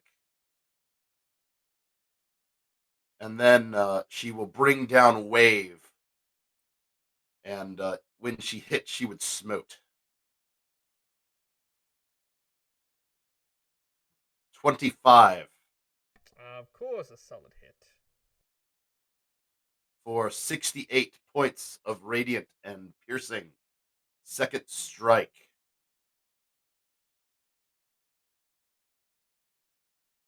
22 Of course. for 55 points of radiant and piercing. And then she will take Bruce and have him withdraw as his action in order to provide coverage to a majority of her companions. End Oh, of oh, turn. next to the red dragon. I do not wish to leave Merrick without an enemy, but Merrick is next to the Pretender. Oh, yeah. I meant Bruce, but okay. And of course, Merrick and Captain Meepo and Aaron. And before you're able to go, Captain Meepo, though, this pretender Dagon was able to pull on itself. As a course of lightning started coming through and threatened to strike. Well, the first one, of course, trying to strike Aaron. The next bolt striking Captain Meepo. And of course, the last bolt trying to get Merrick. Uh,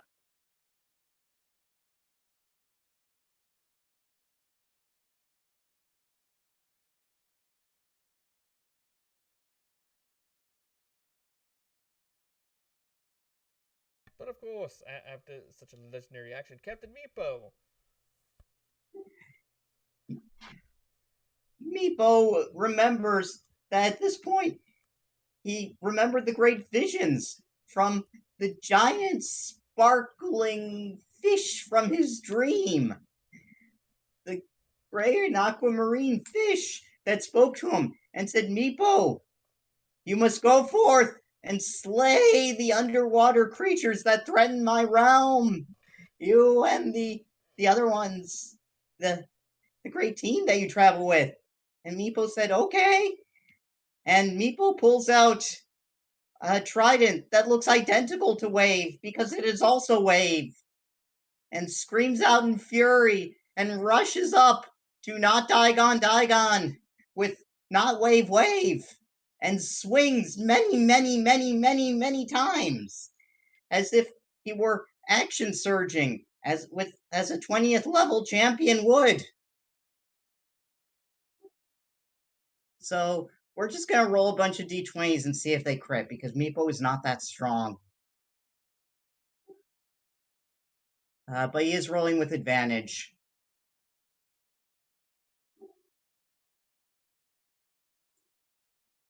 Oh, there are two crits. With Wave. With Wave. Whoopsie.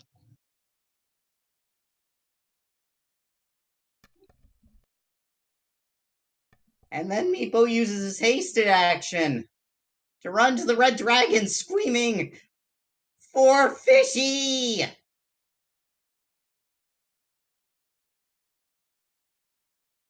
And attacks, let's see. That would be 5, and then I have... Well, I'm assuming the first crit kills Dagon. Oh, yeah. And you know what? I believe that is accurate. The first doesn't have. How do after the first blow? How does this pretender Dagon succumb to this wave? So Meepo's swinging wildly with Wave, just trying to hit anything. And as he comes into contact with a little spot that doesn't have quite as much scale cover because it's been beaten in by the combined force of Aaron and Merrick and the Eldritch Blast from Inks and all this stuff, and he just finds the little soft spot, and Wave just sucks the Dagon's life force, fills it with necrotic energy, and just absorbs it into itself, sending the pretender to nothing. Oh, of course, and I'm sure you heard quite a number of curses and failed prophecies before it got sucked in. I'm sure it won't bite back at you at all. Okay, so that was the first attack, and then there are 4 more with a crit there. So I still have 4 more attacks. Or wait, 3 more, because I needed. Oh no, 4 more because I'm using a broom. So hasted action and action surge attacks.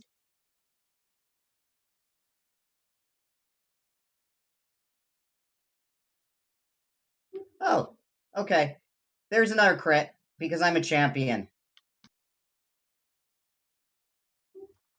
But it doesn't matter And I think actually, how else? because you have to roll the 20. You have to No, roll I'm the 20 on Wave. Oh, no, it says if you crit.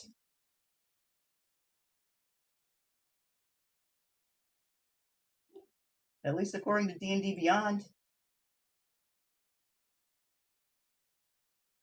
Oh, as we take a moment to convene, but I do believe the.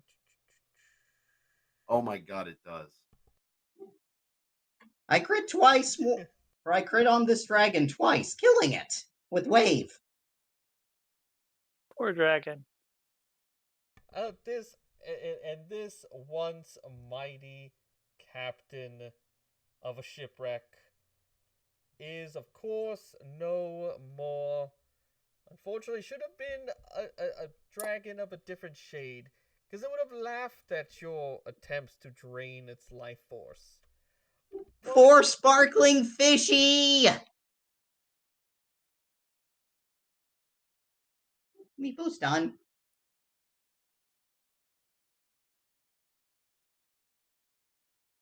Oh, and of course, so, well, after that,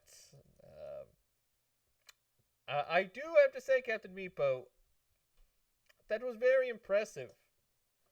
If I were a foe, I would, of course, give you a modicum of respect that is deserved of someone of your abilities.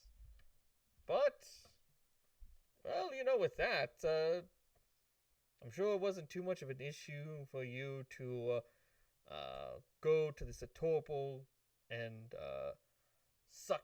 do more sucking of energies. But of course, to put into another pendant. If there's one thing Meepo's good at, it's at sucking really bad.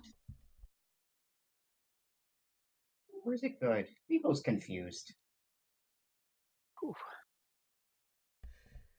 So, well, I think the rest of it was kind of like able to swim out without too much of an issue. I believe you found quite a bounty of gold and valuable gems, as well as you found another staff, a staff made from the hewn rock of Chult itself. It actually looks kind of like a staff of some kind of magi. I'm sure very potent. And of course, you having having 3 of these pendants. I'm sure the next time we come together, you will tell me how you all faced off against perhaps more denizens of the Night Serpent, or maybe even the Night Serpent itself. But we will discuss that at another time. But thank you all. And for all, a good night.